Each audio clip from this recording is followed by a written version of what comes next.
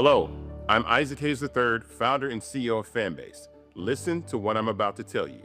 The window to invest in Fanbase is closing. We've raised over $10.6 million of our $17 million goal. That means there's room for less than 6,370 people to invest in Fanbase for the average amount. The minimum to invest in Fanbase right now is $399. That makes you an owner in Fanbase today. Go to startengine.com/fanbase to invest. Why?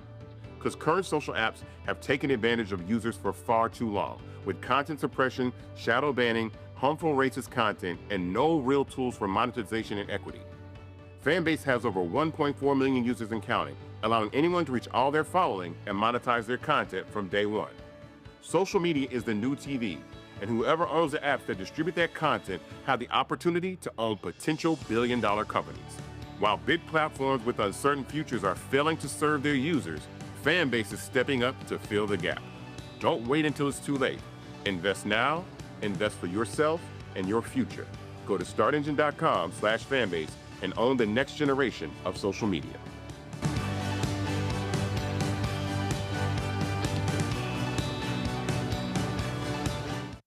Folks, Black Star Network is here. Hold no punches. I'm real revolutionary right now. Support this man, Black Media. He makes sure that our stories are told. Thank you for being the voice of Black America, Roland. Stay black. I love y'all. All momentum we have now, we have to keep this going. The video looks phenomenal. See, there's a difference between Black Star Network and Black-owned media and something like CNN. You can't be Black-owned media and be scared. It's time to be smart. Bring your eyeballs home. You dig?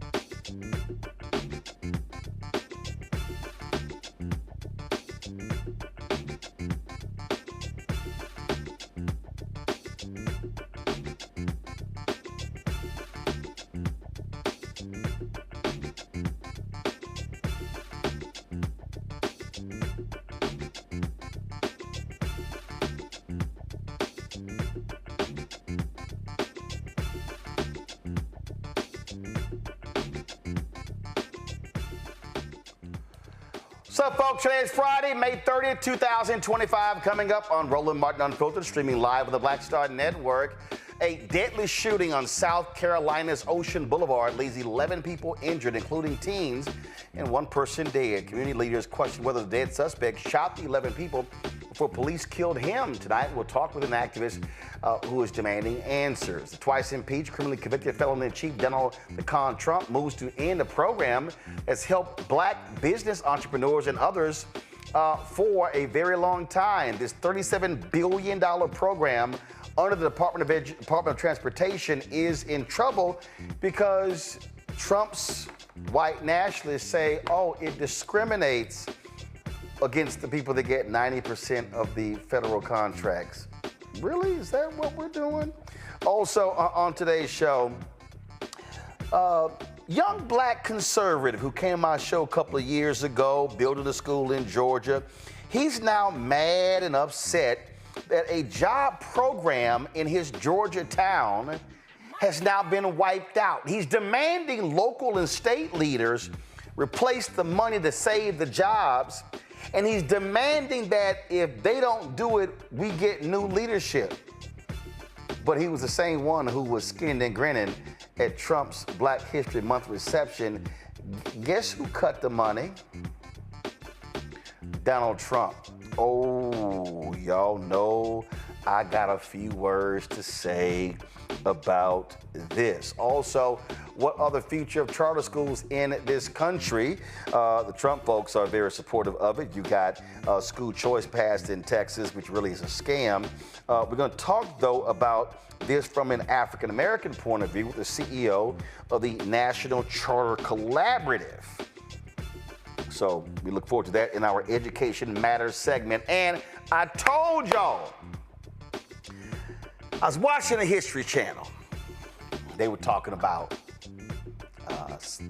Texas independence. All this conversation, literally no mention that slavery was the dominant reason for Texas independence. So why is the History Channel pushing a docuseries that doesn't tell the truth about history? I'm gonna talk to renowned historian Gerald Horne, who wrote a book about Texas independence called The Counter-Revolution of 1836. Folks, it's gonna be a hot show. Y'all better buckle the hell up, because it's time to bring the funk on Roland Martin Unfiltered on the Black Star Network. Let's go. He's got it. Whatever the miss, he's on it. Whatever it is, he's got the scoop, the fact, the find. And when it breaks, he's right on time and it's rolling. Best believe he's knowing. Putting it down from sports to news to politics. With entertainment just for kicks, he's rolling. It's on go, y'all. It's Roland Martin, yeah. Rolling with Roland now. He's funk, he's fresh, he's real, the best, you know he's Roland Martin now.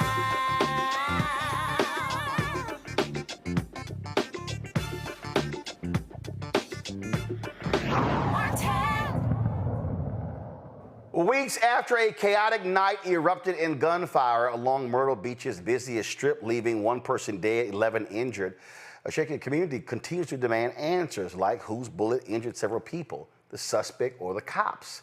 Newly released dashcam video from Myrtle Beach Police shows the deadly officer-involved shooting that unfolded just after midnight on April 26 along the popular Ocean Boulevard, when 18-year-old Jarius Davis pulls out a gun, fires 4 shots into a crowd gathered on the sidewalk. Within seconds, Officer Brandon O'Rourke returns fire, firing 5 rounds and fatally striking Davis. The 3 officers involved were placed on paid administrative leave per policy. Brandon O'Rourke, 7 years on the cop, Muhammad El Helwi, 2 years as a cop, and Jeremiah Johnson, 4 years on the force. All have since returned to duty as they continue their investigation, with a final report expected by June 26. Joining us right now is John Barnett, who is a civil rights activist who is also demanding accountability, plus 15-year-old Serenity Chavis, who was shot in the leg that night and is speaking about what happened along with her mother, Kendra Malloy. Glad to have all 3 of you here. So first of all, John, I want to start with you. This is where I am. So you have this shooting. What ballistics report has been done? So are you and others suggesting that the people who were injured, they were all not injured as a result of this shooter. That's correct. That's correct, Brother Martin. And again, thank you for having us on your show again. Yeah, this is spring break, average age 12 to 17.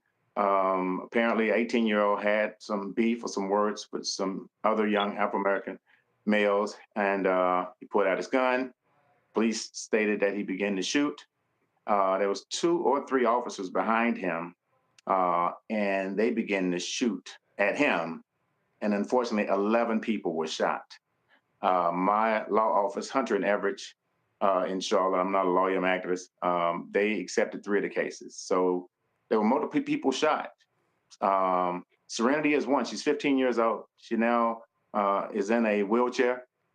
She's going back and forth with the crutches. She lives in Laurinburg, North Carolina. She doesn't even live in Myrtle Beach. The other family is Miss Patricia. Her son is named Xavion. He's 13 years old. He was shot 3 times. He was walking with his dad in front of his dad. His dad also got grazed by a bullet as well. Xavion bullet was removed, and the bullet was immediately taken to SLED in South Carolina. And the bullet in his arm, they cannot take it out, Mr. Martin. They actually said that if you remove it, it may mess up a nerve. So you got a 13-year-old kid from Martinsville, Virginia, who has a bullet in his body right now because I think of some carelessness of the cops. And I understand they needed to disarm the individual or take him down, but just shooting in a crowd of, spring break, average age 12 to 17, is just a lot. So we've been asked for answers. I asked for 4 things real quickly. I asked for the officers to be unpaid leave because I think it's some carelessness going on, and that's why they're so quiet. This happened April 26th. I asked for counseling for the 11 victims. 11 people were shot when they aspired to go to Myrtle Beach for funnel cake and ride some amusement, ride the rides of the amusement park and enjoy the water. And they came back home with bullets in their bodies. Second thing we asked for was a meeting with the chief of police. She entertained it. Then she kind of going back and forth. And now SLED's involved. So SLED wanted to meet with me, and they declined to do that. So first of all, what is SLED? People don't know what is SLED. Oh yeah, sorry. It's a special unit. It's like the SBI. Got it. SLED. Yeah. A lot of people don't know what that is. North Carolina, we got the SBI. Georgia got the Georgia Investigative Services, and there's SLED. So that's a higher department that's supposed to investigate officer-involved shootings in particular. And the 2 of the things I asked for was, I asked for counseling, I asked for unpaid leave, asked for a meeting with the chief, and for the body cam to be released. So after 33 days, they had this big climax. They're going to release the video yesterday, and only showed a small video from the body cam, not the body cam, from the dash cam of the car. So in Myrtle Beach is a very popular spot, one of the most richest counties in South Carolina. It's probably the only tourist attraction in South Carolina because nobody goes to South Carolina pretty much for anything, even though I'm from there. They have about 2,000 cameras downtown, Mr. Martin. They have Marriott's and they have coffee shops. And it's like literally, the reporter told me they have 2,000 cameras down there. So to just release just one and not show us what we asked for was the body cam, which is the officers shooting in the crowd. We have yet to get that. And we know that that young man, before he was taken down, may he rest in peace, 18 years old, we know that he didn't shoot all 11 people. And those are the answers we're trying to get. And if they're responsible for that, then they need to just say that. And I think prolonging it is not a good thing. I told them today as I close, I can't go to NASCAR and shoot 11 white people and think I'm going to go home. I'll be in jail right now, especially if the kids are 13 and 15 years old. I really believe I'd be in jail right now. And that's a fact. Serenity, that obviously had to be a shocking, stunning night. Here you are, just trying to enjoy a night out. The next thing you know, you're in the hospital. Yes, sir. So what do you recall happening that night? All I remember is me just standing there trying to go into, it was like a pizza place, and they sell ice cream there too. And I remember me trying to go in there, but the man closed the door in my face, so that he was like closing the shop down. And I know I just turned my back to go, like going towards all the hotels, and I just hear gunshots, and I just start running, and I just hit like a strong wind, just hit the back of my leg, but I'm still trying to run. And then I just look down, and I just see a pile of blood everywhere, and I just drop, and I start screaming for help. and the officers came. There was the one that shot me stood in front of me and told me that he was sorry, and then that's when they started putting like the tourniquet thing on me, and they took me to the hospital, and that's it. That was it. Again, so the fact that you don't know who shot you, was it the suspect, was it the cops, has to be unsettling. This is a fear that a lot of people have, cops indiscriminately firing that and then hitting other people and not the person. That's correct. That's correct. How are you? Are you still suffering from injuries, or are you completely healed from the shooting? Not yet. I'm still on crutches. Still on crutches. Still on crutches. Yes, sir. We certainly hate to have to hear that, and hopefully y'all are able to get some answers real soon from this, because that has to be traumatic for anybody to have to go through and endure. Mm-hmm. John, final question. Have they given y'all a sense of when they're going to wrap this up? Yeah, I told them it's going to take 60 days, 90 days. They told us within 60. Today is like the 34th day. Still no counselors, therapists for the victims. A partially released video. I did, and what's interesting is that 2 days ago, I staged a press conference, and I said I wanted unpaid leave. I don't want these guys sitting on the beach relaxing for 35, 34 days. And ironically enough, just yesterday, all 3 officers have returned, literally 48 hours after our press conference. So now they're back at work, business as usual.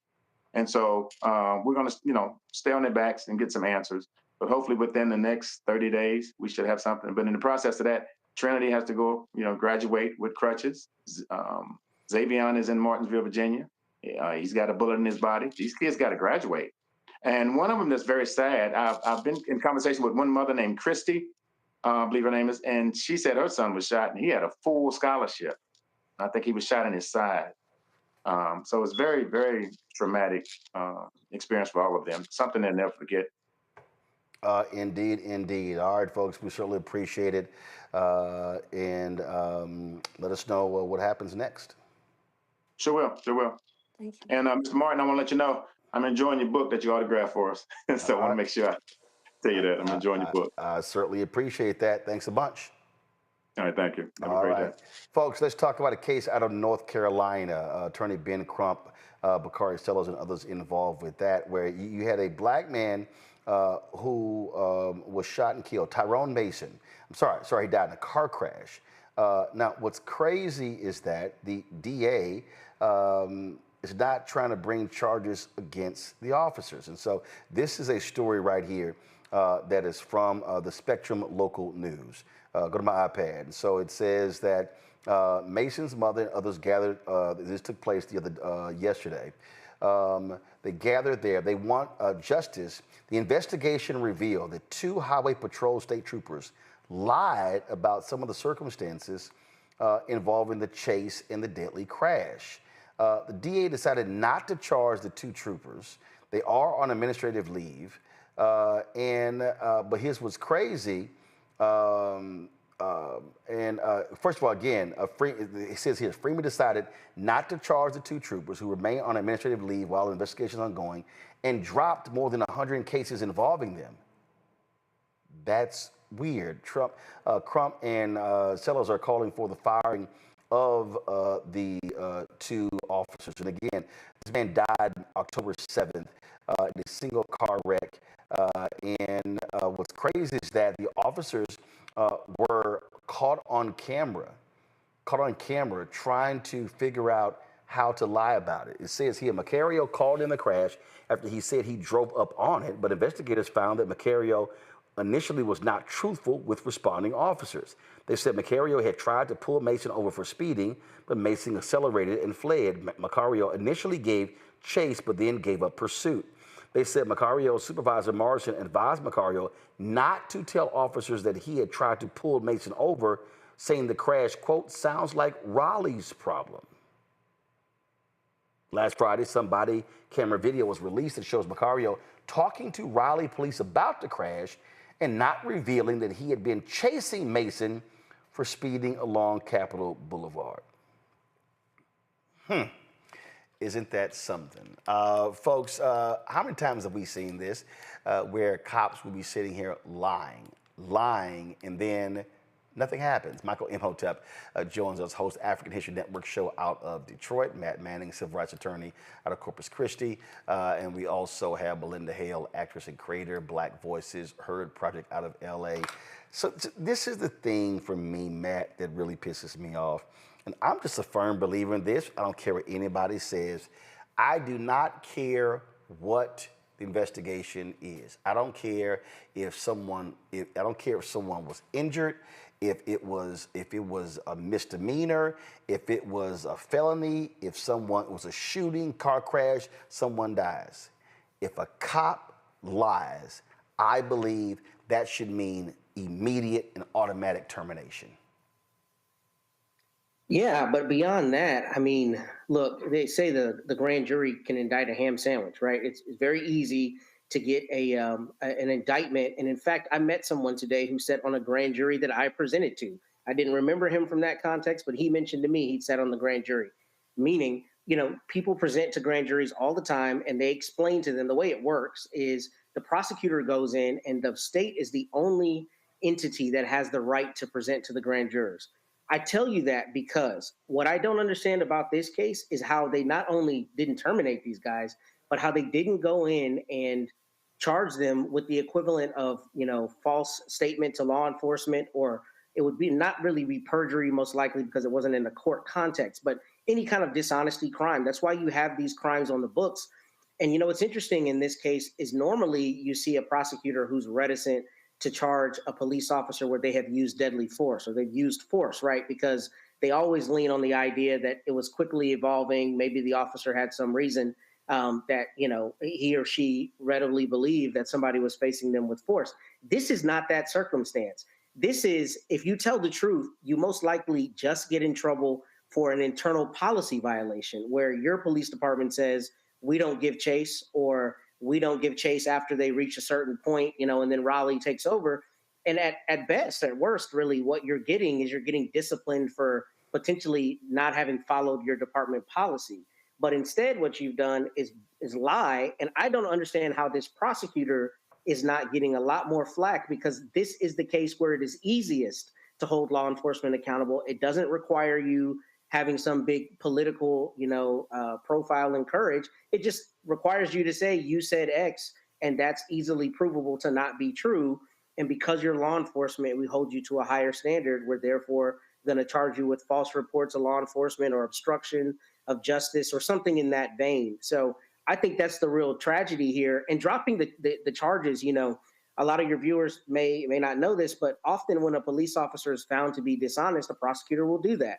They will no longer take his or her cases because they're no longer a credible witness. But the failing, I think, here is not going a step further and showing the community that you're going to hold an officer accountable when he lies in a material way. He lied about something that led to this charge, or rather this chase where this gentleman died. And all he has to do is tell the truth. And at worst, he's in trouble for a policy violation. So I don't understand how the prosecutor did not think this was the perfect case to charge them for being dishonest, where they were easily able to disprove it. Melinda, it's no shock to me because a lot of DAs, they don't like to charge cops because they need cops for their other cases. This is the fundamental problem that we see with local DAs. And then the problem is, now that you got this idiot in the Oval Office, they don't give a damn about holding cops accountable on the federal level. Right. And as you said before, we've seen cases like this before where cops try to fabricate situations to justify their actions. And as you also just said, I was going to mention, Trump administration has already talked about giving police officers full immunity for quote unquote doing their job. And so it does come into question, when is accountability going to be a part of the conversation? Is honesty a part of the job description at all anymore? So I'm not, unfortunately, surprised by this. It just makes me wonder how many more times we're going to see this. Michael, Michael?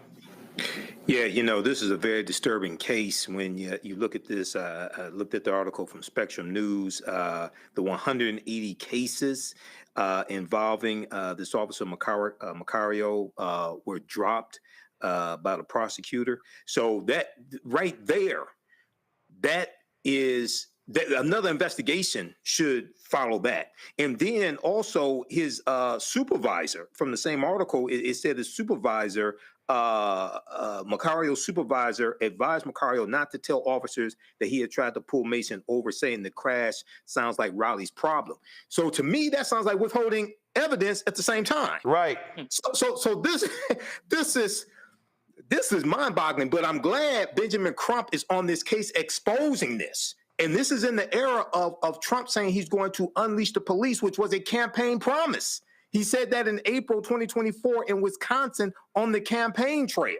Okay, and his Department of Justice, when they're backing out of consent decrees with Louisville and another jurisdiction, this is opening the floodgates for police to think they can do whatever they want and get away with it. Oh, that's exactly what it is. And so, I mean, folks, this is why we do these stories. They need attention. Unfortunately, you don't see a lot of this. And we saw what happened with Ronald Greene, Louisiana, when those state troopers lied about what happened to him. They claim he died in a car crash when they actually viciously beat him to death. And you have not seen justice served in that case as well. So that's exactly what we're dealing with here. All right, folks, got to go to break. We come back. Education Matters segment. We're going to talk about the future of charter schools, specifically as it relates to African Americans. And we'll talk about that. Plus, a black conservative in Georgia was skinning and grinning along with the other members of the Help at Trump's Black History Month reception, is now angry about a jobs program being shut down. Who shut that down? Trump. Why he ain't saying nothing about Trump? Ooh. Yeah, I got something to say. It's time to bring, we'll be right back, Roland Martin, on Filter on the Black Star Network. This week on A Balanced Life with Dr. Jackie, we're talking all things faith, family, and fatherhood. Men step in and out of our lives in a variety of ways as fathers, uncles, cousins, and different ways in which we enjoy their company and presence, and in other ways when they get on our nerves. This week on our show, we'll be talking about what it means to be a father, how women can support the men in their lives, as well as how do we heal the wounds that we've had from poor conversation, lack of desire, and all of the other ways that we sometimes as women check out and cause our men to feel emasculated. That's all this week on A Balanced Life with Dr. Jackie.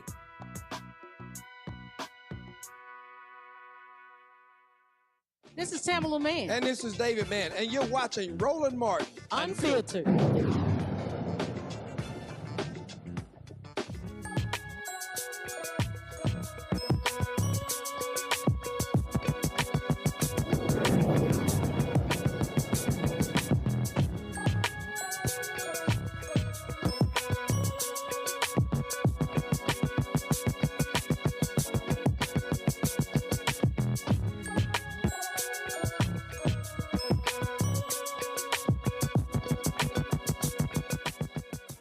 Folks, in Oklahoma, they tried to launch a religious charter school. Well, the Supreme Court voted 4-4.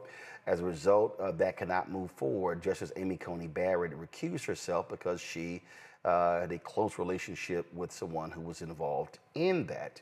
As a result, that as folks, again, talking about the future of charter schools, you have an administration that claims they support school choice. You've got Republicans in Texas who just pushed through a massive so-called school choice bill that I actually call a scam bill. And we're seeing this, and there are lots of issues that are around charter schools, the effectiveness of them, but also the impact for African Americans. Naomi Shelton is the CEO of the National Charter Collaborative. Glad to have her here. So Naomi, first and foremost, the thing here is that religious charter schools, look, that violates the separation of church and state. But the reality, this is a 4-4 decision. If somebody in another state decides to open a religious charter school, that's going to get sued. It's going to go up. And Amy Coney Barrett won't have to actually recuse herself. Do you predict that that in the future with this Supreme Court, that they may very well allow public tax dollars to be used to launch very explicit religious charter schools? Do I believe it's possible? Yes. Is that my hope? Of course not. I think we are all concerned about what happens when these cases continue to jump back and forth from different states. But I think it's also important for us to know that this is a great time to unify around talking about public education to a broader audience. So it is a possibility. Yes, we know that they are not going to stop, but it's about how we plan to address those issues when they come back. Again, there are, when this issue comes up, there are a lot of people who are very emotional about this. I've made it clear as somebody who launched school choice is a black choice that if there is an education system that is set up that allows for us to completely control the schools, control the contracts, control the curriculum, I'm actually down for that. The issue that I have is when people want to pimp school choice to get black people to support it, when in fact it is a detriment to black people, and they don't actually support black people actually controlling the education of our children. I agree with that wholeheartedly. We've had these conversations before, but I think it's important that we understand that the federal protections that come along with public education would be completely lost. So the most vulnerable learners, students with disabilities, and we know all the challenges that come along with that for Black families when it comes to serving students who need IEPs, et cetera. What I do know to be true is that it is a possibility, but of course, if we have the ability to control that, that makes all the difference. One of the things that colleagues and I are now talking about is what does it look like to have a resurgence of K-12 schools in partnership with HBCUs. And so thinking through what does it look like to have an HBCU create its own charter school that serves no differently than a lab school or a day school that used to be on those campuses. That opportunity goes as far as how do we make sure that it's possible for HBCUs to become authorizers of charter schools. And so having that double layer of focus when it comes to educational equity, but also excellence means that there are tons of opportunities that are right around the corner. And so how now, I know Howard University had a relationship with a charter school. Are there any other HBCUs that do? Oh, absolutely. University of Delaware, there's a school that is going to be opening this fall. It's Stillman College. So there are tons of opportunities for us to see what's possible. And I think it's important to just share more about what the schools that are working with HBCUs, what they are able to do. So those are not only pipelines for students, but it's also pipelines for teachers. How do we have teacher prep programs that are embedded in those schools? Here in DC, more than half the students attend public charter schools, and those schools offer anything from Montessori to dual language and justice-centered models. But what we want to make sure is that if we are going to control anything related to education in the K-12 space, that we are actually in control of that, from the application, even the approval of that application. Having Black folks and having HBCUs at the table would definitely add tremendous value. Let's questions from our panel. I will start with Melinda first. Yeah, can you explain a little bit about how charter schools would directly take funds from public schools when it comes to school choice, just for people that may not understand how that works? Sure. So I'll just clarify a few things. So it is a widely known myth that charter schools are not public schools. Charter schools are public schools in all of the 45 states where they are legal, including the District of Columbia. The funding is very similar to the ways that schools in traditional districts receive funds. So those funds are allocated by student population, and those come from local and state and some federal dollars. Thank you. Matt?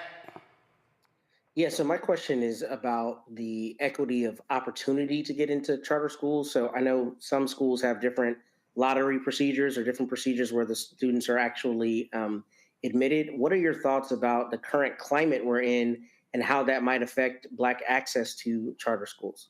So just to clarify further, because I know that these are all misconceptions, charter schools have to follow open enrollment laws.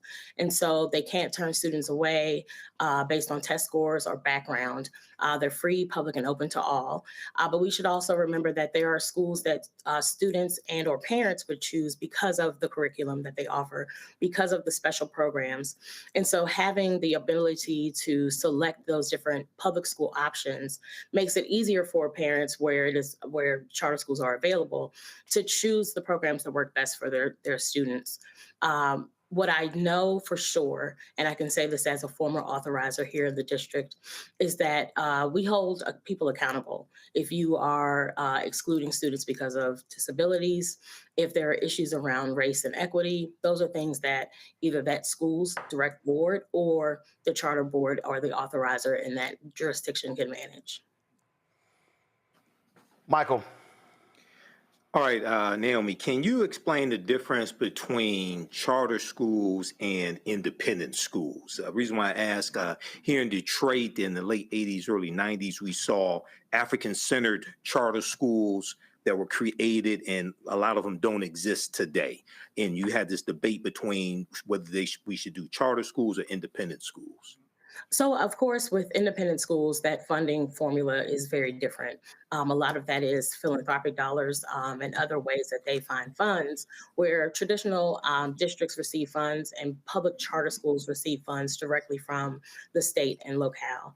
That being different, there are also other supports or other things that come along with a charter school versus an independent school, be it the type of accreditation, et cetera. All of those things impact what's possible there.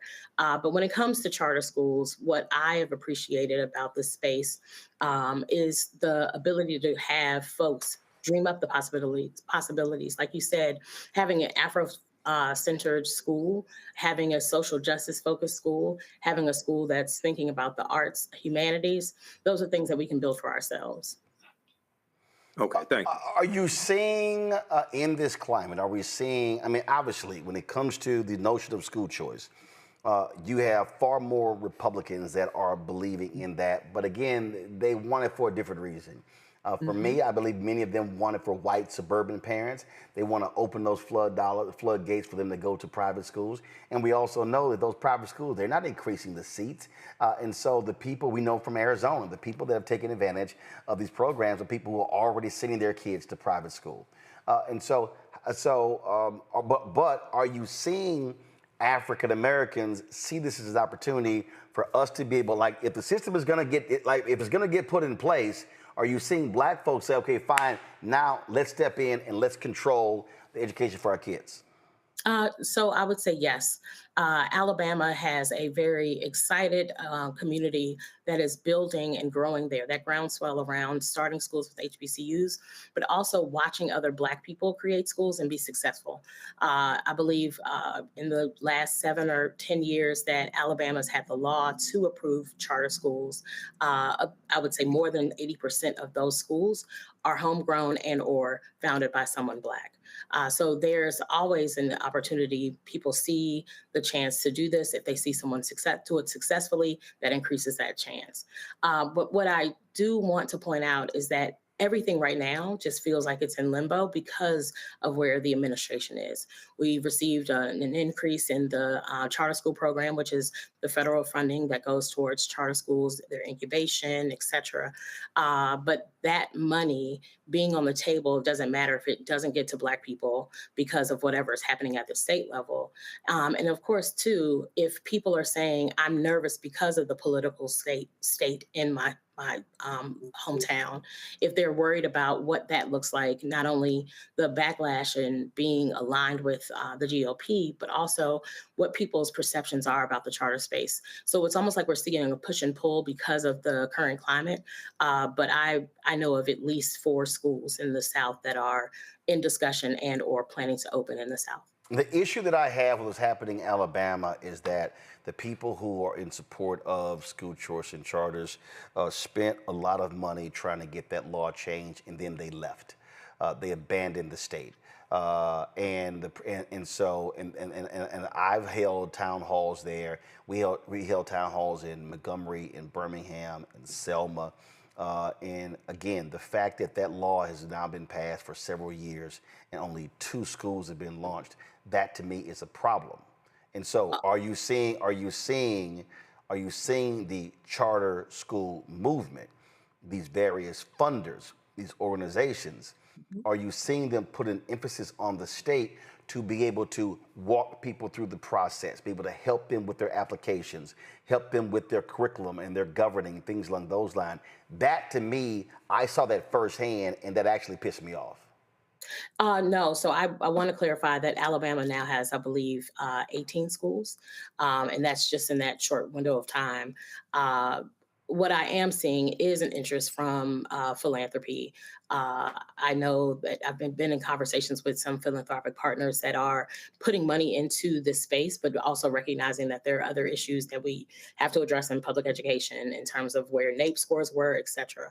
So there's that on the philanthropic side, and then what's happening in Alabama. Alabama is also an example of where incubation is a part of what that charter school organization, the charter support organization there. So New Schools for Alabama is focused on not only the support of the existing schools, but anyone that is looking to incubate an opportunity. That in and of itself, and what is happening with HBCUs there is happening because of that charter support organization. We have the same thing, and it looks a little different, but here in DC, we also have folks that work on incubation of schools, and what does it look like to continue that support beyond that. Organizations like mine, the National Charter Collaborative, also support single site charter leaders of color. We work directly with small networks, anything less than 5 schools, to not only think about building community for them, but also the capacity of those leaders to sustain themselves, which then gives, again, people the opportunity to see that that is happening and that is something that they can also pursue. Question, I have been asking this question for years and nobody can seem to give me an answer. How many black, not black run, how many black controlled charter schools are there in America, and what state has the most? So I would say data-wise, because of revocations, et cetera, this number is probably going to change. But in terms of Black, Brown, and Indigenous-led schools, there are more. I know. No, I don't want to know Brown. I don't want to know Indigenous. I want to know Black. Black. So there are 75% of the schools that are led by people of color are led by Black people. So I could do the math for you, but I was an English major. So I'll say overwhelmingly the number of schools, which is in the high 500s, 75% of those are run by Black people. Now, okay. Now, again, this is where when you say run by Black people, what I'm talking about are Black people controlling the school. I would say an overwhelming number of those schools are also Black controlled. You could see Friendship Public Charter Schools here in DC, the schools that I named in the South. I know Clarksdale Prep, which is in the Delta of Mississippi. That school is Black run. And a lot of these schools are not only Black run, but run by HBCU graduates. You see that their boards consist overwhelmingly of Black people. So yes, they do exist. I will actually get those numbers for you. Yeah, and the reason I think it's important to get those numbers is because that's also a part of this whole piece, because what I believe you have to model.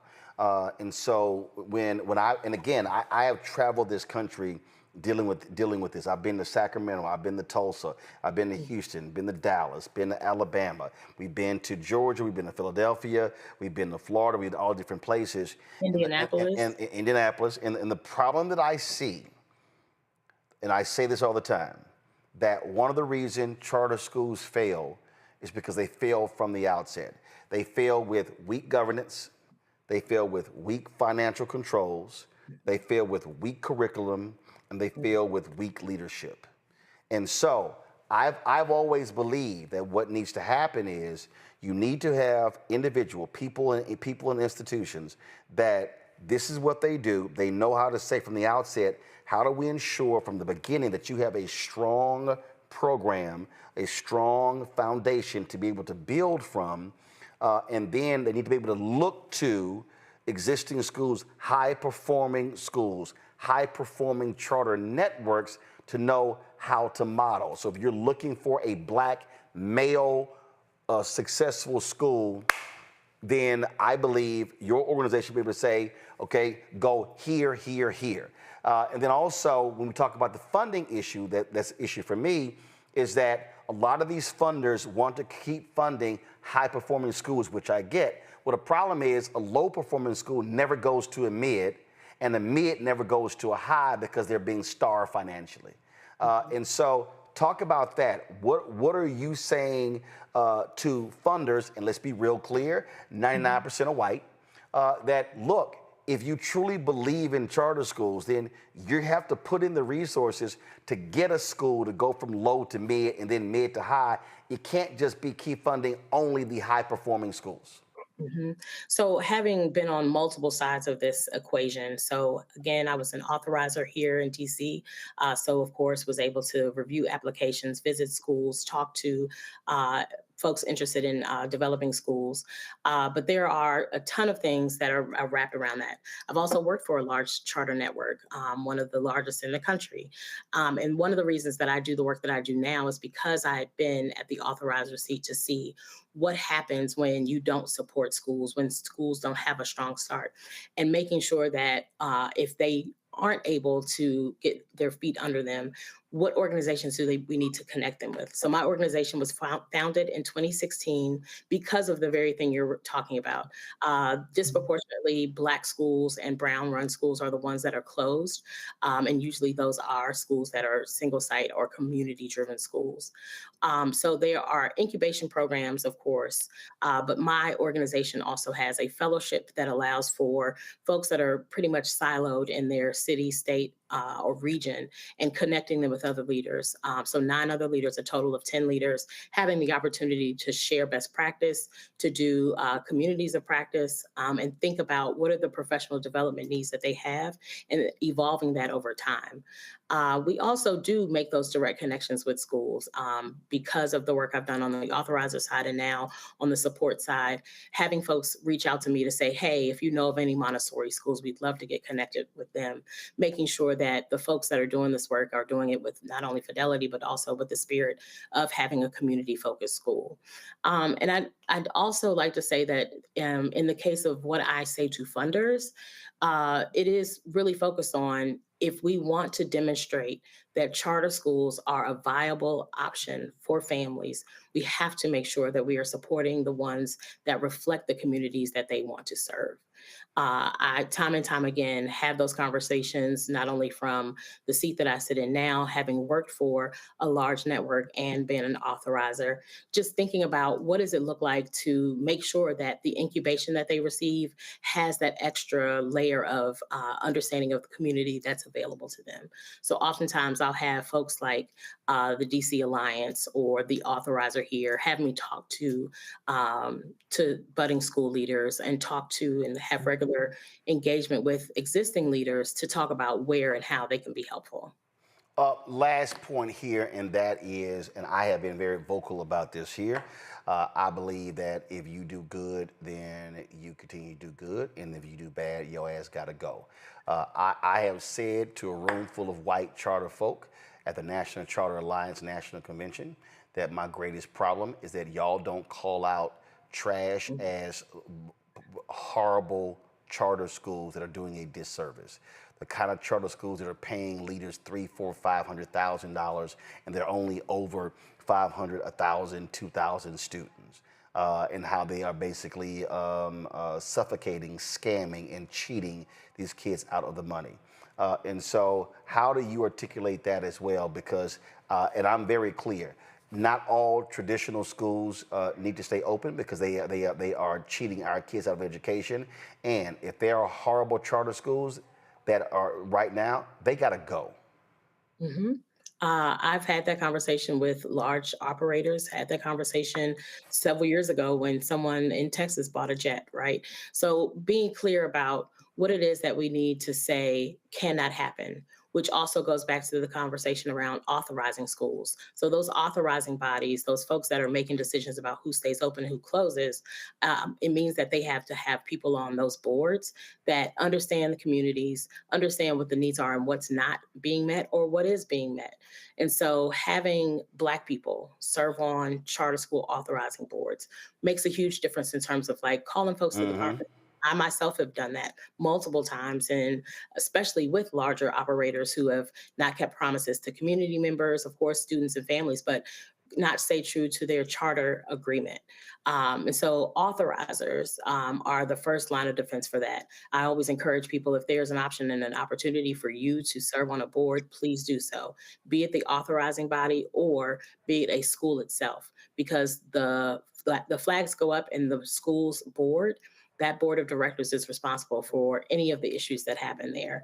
And so making sure that people are prepared to do that effectively so that they can raise the flag and get people connected to organizations that can help them do turnaround. But most importantly, and who holds folks accountable for staying open or having their doors closed is an authorizer. And without having people at the table who understand our communities, authorizing is just, again, something that is white control that we don't see, that we are not able to navigate. Indeed, indeed. All right. We appreciate it. Thanks a bunch and continue good luck. Thank you so much. You have a good one. All right, likewise. All right, folks, let's talk about this program here.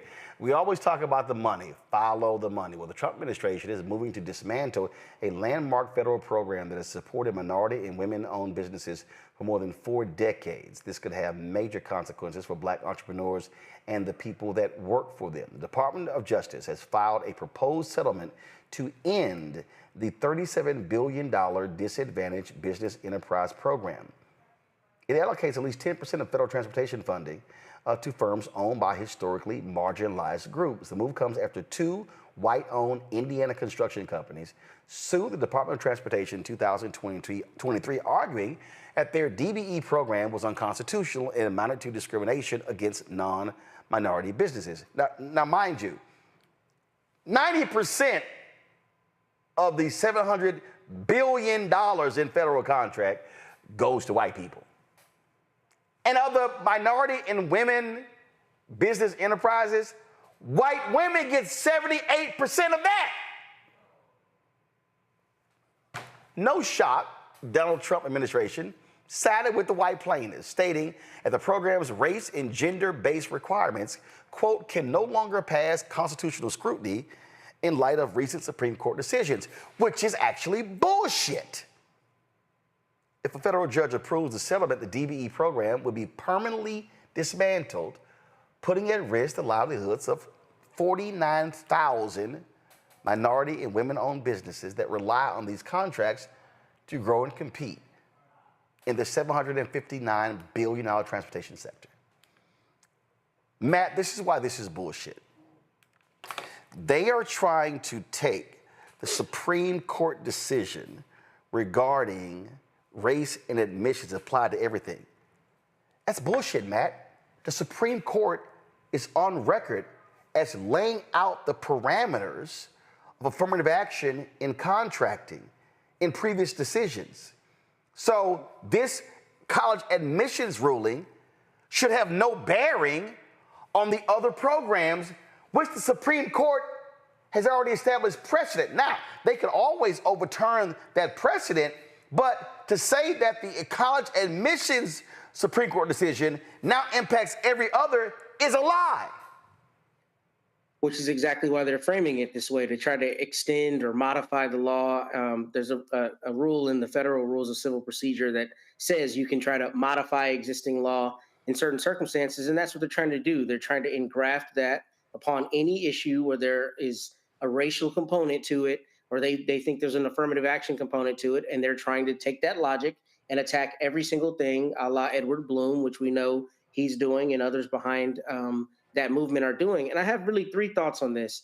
The first is, I had a conversation this week. I didn't realize that she had said this, but Nicole Hannah-Jones apparently said something I think very profound that's appropriate here. She said, what you're seeing the language of civil rights obviously being co-opted by white plaintiffs trying to turn things on their head. And that's exactly right, because if you look at this complaint, in this complaint, they cited that, quote, disfavored groups are being disadvantaged by, quote, preferred racial groups.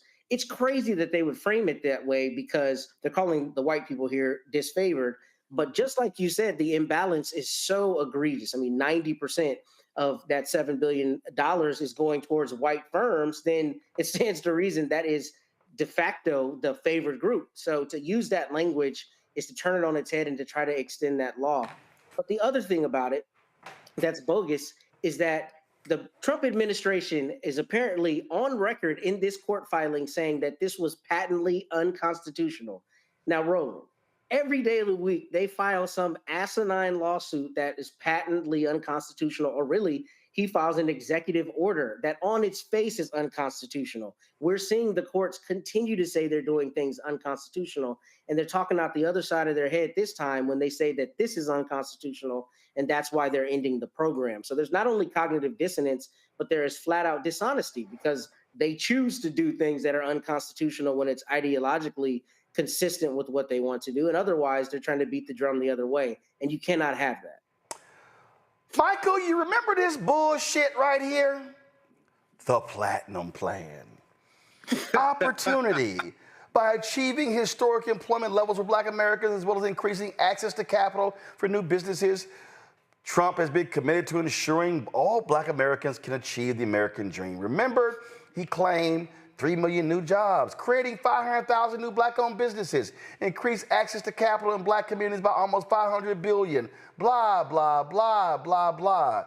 All the Black economic empowerment and access to capital. Oh, I'm gonna do all of these things, and this and the other. And oh, look at this here. Oh my goodness, fueling access to capital for Black-owned businesses. Oh, look at this here. He said, make the Minority Business Development Agency permanent. Appoint its leader to the Assistant Secretary of Commerce level. Create a sub-office of African American Affairs and engage with private sector advisors to ensure real-world plans and solutions. Oh, look at this here. Increase the number of Black-owned contracting businesses, financial services entities, and private equity investment funds through regulatory reform and up to $40 billion in government funding alongside traditional private investment. Oh, that was all of the things that he was sitting here touting that he was going to be doing. And boy, look at this right here. He said he was going to seek infrastructure funding that will lead to widespread growth in the annual $500 billion federal contracting opportunities. Look at this here. Grow minority-owned businesses with additional tax cuts to stimulate hiring and investment. We said it then. And then all these Negroes, Ice Cube, he met with the Trump people and y'all dissed Cube. What did I say to Ice Cube? They full of shit, Cube. Don't buy the bullshit, Cube. They lying. We said that. We called it out. And all these little Negroes, and I'm going to talk about some of them, the help. I call them the help. And that's right. I'm talking about you, Michaela Montgomery. I'm talking about you, Sharice Lane. I'm talking about you, Pastor Darrell Scott. I'm talking about David Harris. I'm talking about King Randall. I'm talking about Joseph Pinion. I'm talking about Terrence Williams. All you Simple Simon Negroes who were at the White House Black History Month reception, y'all just skinning and grinning. Y'all just happy to be in the house, thinking y'all doing boots on the ground when they were sitting here tap dancing on your goddamn heads. Roland, I call that the Fool's Gold Plan. We talked about this on your show, October 2020. That's when I made my first appearance. I've been on your show for 5 years. I call that the Fool's Gold Plan. Donald Trump basically didn't do any of that stuff in his first term in office. Keep in mind, he had 4 years to do all that. He basically did none of that. And he just signed an executive order at the end of March 2025 to kill the Minority Business Development Agency that he promised in the bullshit Platinum Plan that he was going to make permanent. Okay? And when you look at the conversation that we just had with Naomi, you look at that Supreme Court ruling, 2023 Supreme Court ruling that struck down affirmative action in college admissions. They're using this as one of the tools to gut all these programs that were partially beneficial for African Americans. Whether we talk about the $37 billion program, the Disadvantaged Business Enterprise Program, okay? And then you saw on the Platinum Plan, he talked about an infrastructure bill. Every other week was infrastructure week in the first Trump administration. He could not get an infrastructure bill passed. But you know who got one pushed through? Biden-Harris, $1.2 trillion infrastructure bill. And this $37 billion is distributed.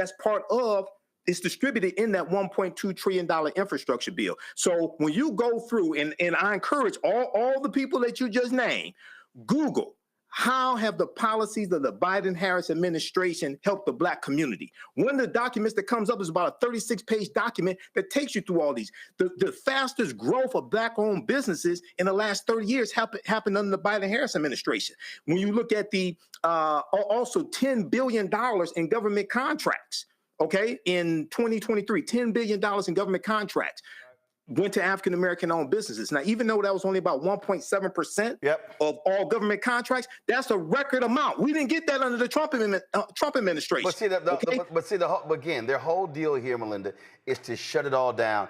And I ain't sitting here saying where the fans at.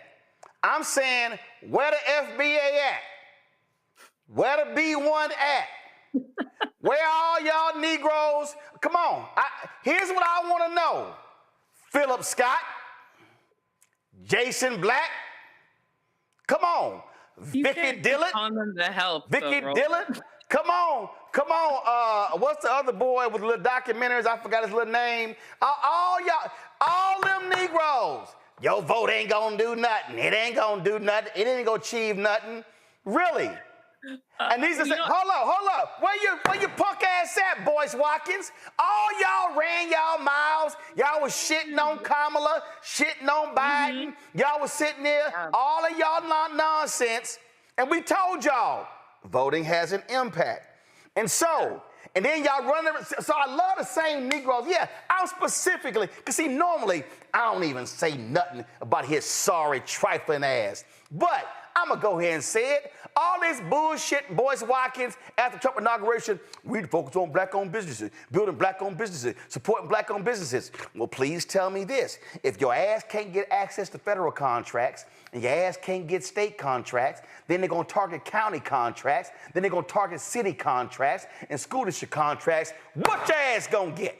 Oh, I'm sorry, because when they also shut down DEI, now you can't get corporate. So I just want to know, all of y'all support Black-owned businesses, Negroes who shitted on Harris and saying, damn her, and you, well, I ain't say vote for Trump, but that's what you were saying indirectly. I just want to know, if to shut down this program, forget the contracts. So again, we're seeing loss of contracts in corporate, loss of contracts in federal. Republicans are controlling the red states where Black people are. So what do you think they're going to do next in Texas, Louisiana, Mississippi, Alabama, Florida, Tennessee, South Carolina? Republicans control North Carolina legislature. What do you think is going to happen in Arkansas? What do you think? That's all I'm trying to understand. But we would call shields. We would call kiss up to the Democratic Party. See, all you so-called wannabe fake-ass radicals, super-duper revolutionaries, here's what I want to know. Every Black person can't sell incense. Every Black person can't have a T-shirt business. Every Black person can't sit here. So I just want to know, what businesses do y'all think Black people can actually create? And here's the reality that nobody wants to own up. The United States economy is a $30 trillion economy. Black people do not have enough money to solely fund Black people. Right. It's just a fact. If Black spending power is $1.6 trillion, and if we know that most Americans are spending half of their income on housing, boom, 1.6 is now cut to $800 billion. So we ain't got the food, We ain't got the clothes. We ain't got to any of that stuff as well. So the point I'm saying is you cannot grow a black business sector if you're only serving one community. And when you're getting X'd out, and now we're talking engineering firms, architecture firms. Now we're talking about contracts with DOD. Now we're talking about contracts with every federal government agency. Please tell me what's going to happen, but we were shields. We were sitting here, oh, we were on the plantation. Oh, we were sitting here kissing up to Kamala. All this shit has happened, and we ain't even hit the 6-month mark of this white supremacist administration. Mm-hmm. Well, there are a couple things I want to respond to. First, Michael, I do love that you did point out how Trump did not do anything in those 4 years in regards to the Platinum Plan. And that's also the excuse that people used for Kamala, but they didn't give her the chance when she wasn't even president in the first place. So I do love that you pointed that out. But I think that this is a clear move to obviously block Black people specifically, but also women and minorities from just achieving any form of economic success. Yep. It's just a way to strip away the support that we need to level the playing field, because they don't want us to level the playing field. They want to gaslight us to make it seem like we don't have enough money, we don't have the infrastructure, we don't have the good businesses. Sustained. It's a way for them to continue to control us. And the reality is that we've had generations of exclusion and discrimination that have kept us from allowing our Black businesses to succeed. And that's exactly why they are getting rid of this help, because they don't want us to surpass them in any way. They don't want us to achieve any form of success. Do all y'all on the show, do y'all remember? Let me just go ahead and pull this up, because I think a lot of people just seem to forget. So just in case anybody is sitting here saying, you know, I don't know about all that roll, just go to my iPad. See, if y'all go right now to YouTube and type in Roland Martin defund Black America, you are going to see these are the segments that we did. We've done thus far where I said Trump wants to defund Black America. Oh, I laid it all out. I'm sorry, what is this right here? Oh, this is called White Fear, how the browning of America is making white folks lose their minds. Everything in this book I've been saying since 2009. The book was published in 2022. You can get it on Audible as well. Oh, I'm sorry. What was I saying in this book? They're going to be attacking every single economic program that Black people have been able to participate in. Oh, and let me be real clear. I'm not saying those programs have been amazing, have been great, have been wonderful. My point is they actually exist. Last point I'll make before I go to break, this is also for you Simple Simon some bitches out there who was sitting here talking all this shit, calling all this out. We all saying, well, see, all that stuff, that ain't got down to the brother and the sister in the hood. That's also a lie. Because you know what? When you own a Black-owned business, you're likely going to be employing Black people. That means somebody not only is a VP or a COO, a salesperson, they also might be an assistant or a receptionist. That means that they now have a job and they are also funding other family members. It also means that, well, where else are you going to go? Oh, those same Black-owned businesses are funding Black institutions. Those same Black-owned businesses are creating economic opportunities and funding HBCUs. They are tithing in churches. They are supporting Black organizations. Oh, I'm not talking just about the Divine Nine. I'm not talking just about Alpha and AKA and Delta and Omega and Kappa and all the Divine Nine. I'm not talking just about Prince Hall Mason. I'm not talking just about the Lynx or Jack and Jill or the top ladies of distinction. See, all y'all punk ass, the Black Boulevard. Y'all don't know shit about Black people. Y'all don't know shit about how Black people, how things are funded in the Black community. And the underpinning of the Black middle class and the Black lower class has literally been access to contracts. On top of that, it has been access to jobs in government, federal government, state government, city government, county government, school district government. So what then happens when you begin to whack those particular jobs? What begins to happen when you whack those jobs? Oh, I'm sorry, they start getting laid off. Oh, I'm sorry, What then happens? Their kids now can't go to school. What then happens? They now have to file for unemployment insurance because they don't have a job. And we're seeing that right now. So it's called the downstream effect, the downstream impact of all of these different things. And all y'all simple Simons. Oh, I remember Umar saying that vote ain't gonna get you nothing. Really? Okay. Gotcha. All y'all, all them people y'all listen to, all running their mouths, feeding the algorithm, feeding on Instagram and TikTok and Twitter and Facebook and YouTube, and y'all sitting there going, see, you a sellout. Say, yeah, you a sellout. You a sellout. And we told y'all asses this was going to happen. We told you exactly what they were going to attack. And here's the worst part. They fucking told you to. They gave your ass a nearly 1,000-page document, and they told you we coming after all your shit. And y'all run the fuck around with your little, talking Black Wall Street, Black Wall Street. Oh, yeah, we need to give back to Black Wall Street. Well, tell me this here. How you gonna build some shit without some contracts? See, y'all, the same simple Simons. Oh, yeah, see, you got $350,000 from the Kamala campaign. And yeah, you got that. It's called advertising. You know who also got advertising? Disney, Comcast, Sinclair. I could go down the damn line. All media companies live on advertising. Oh, I'm sorry, so if I got a media company, I can't get advertising, so I'm supposed to do shit for free, run ads for free? Really? So when Netflix is running ads on a Fox, what? So Fox get to charge them for ads, but I can't charge them for ads? Is that how this works? Oh, I'm sorry. So how did we just buy our new vehicle for $276,000? How do we pay for the insurance for $20,000 a year? Oh, it's coming from advertising contracts. That shit's called business.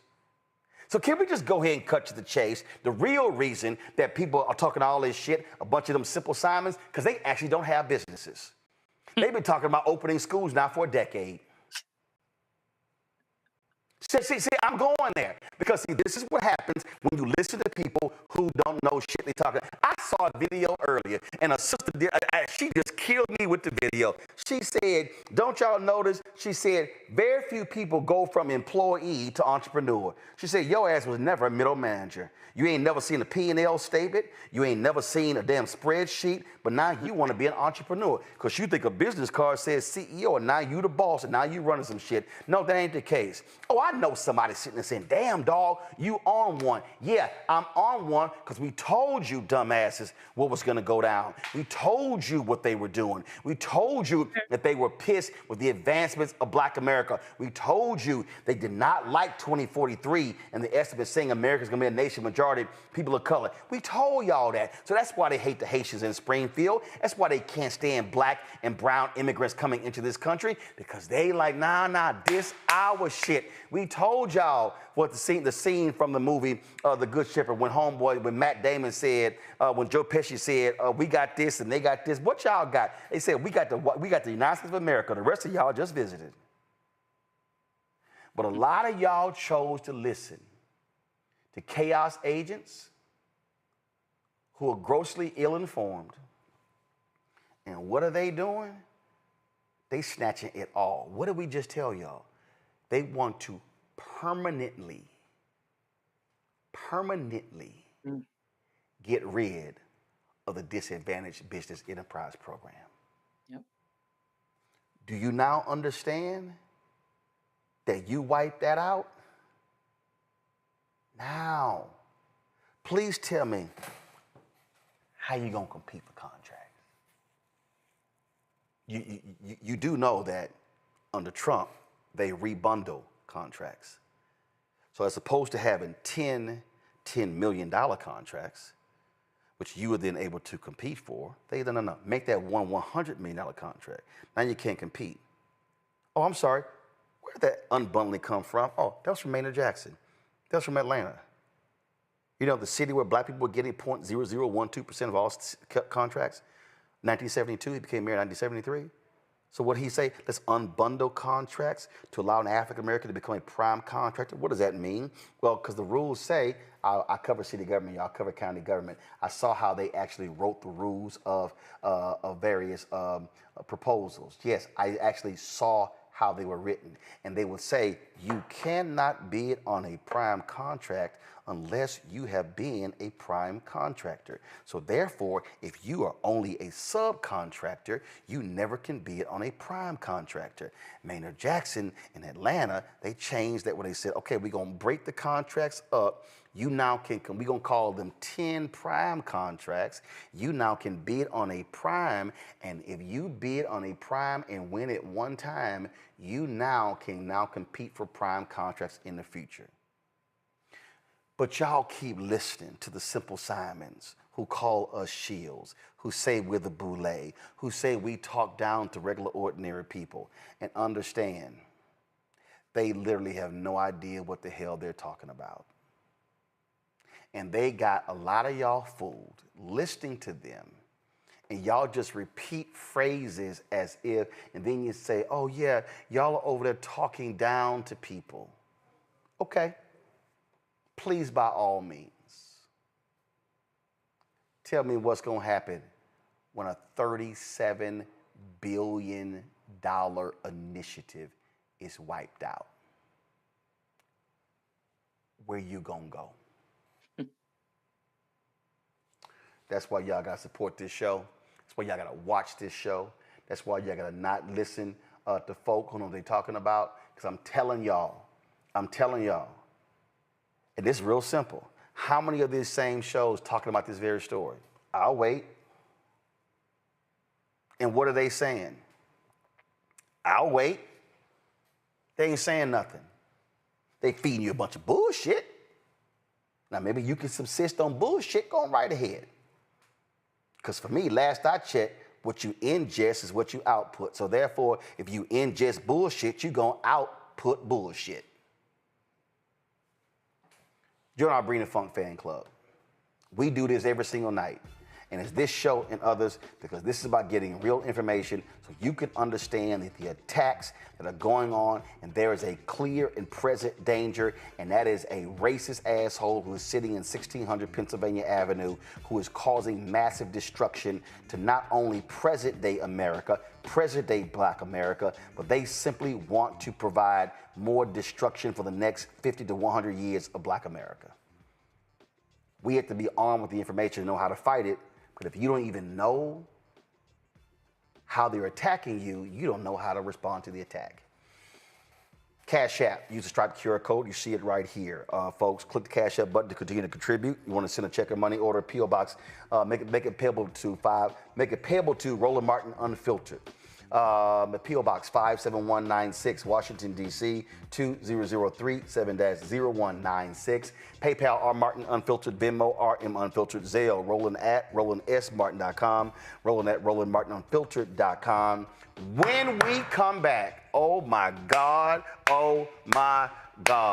a Black conservative who brought his ass on this show selectively edited the segment to raise money for his school in Georgia is now complaining about a jobs program being cut, and he's now demanding leaders fix it when the person who cut it was Trump, and his ass was happy to see him get elected.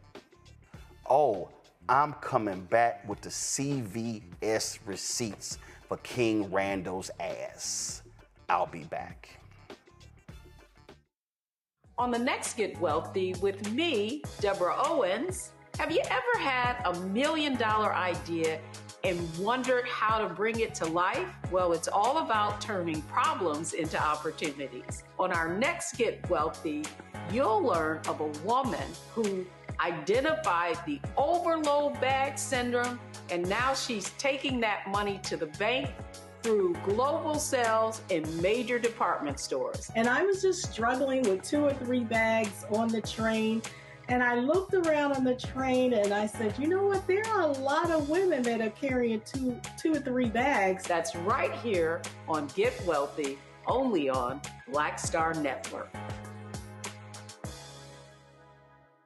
Next on The Black Table with me, Greg Carr. We featured the brand new work of Professor Angie Porter, which, simply put, is a revolutionary reframing of the African experience in this country. It's the one legal article everyone, and I mean everyone, should read. Professor Porter and Dr. Blvd Watkins, our legal roundtable team, join us to explore the paper that I guarantee is going to prompt a major aha moment in our culture. You crystallize it by saying, who are we to other people? Who are African people to others?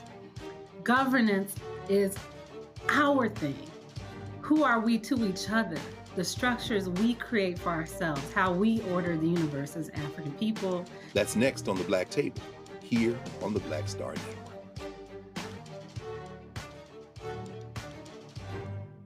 This week on A Balanced Life with Dr. Jackie, we're talking all things faith, family, and fatherhood.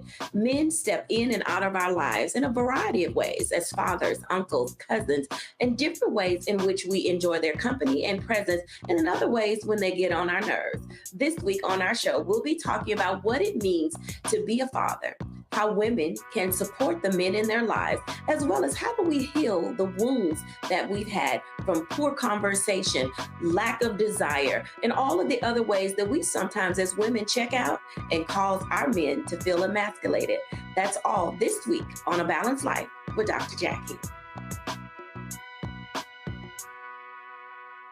This week on The Other Side of Change. Mass incarceration, Trump administration is doubling down on criminalization, and how it is profitable. And there's something really, really perverse about saying that we need to put people in cages in order for other people to have jobs. Like, that is not how our economy should be built. Only on The Other Side of Change on the Black Star Network.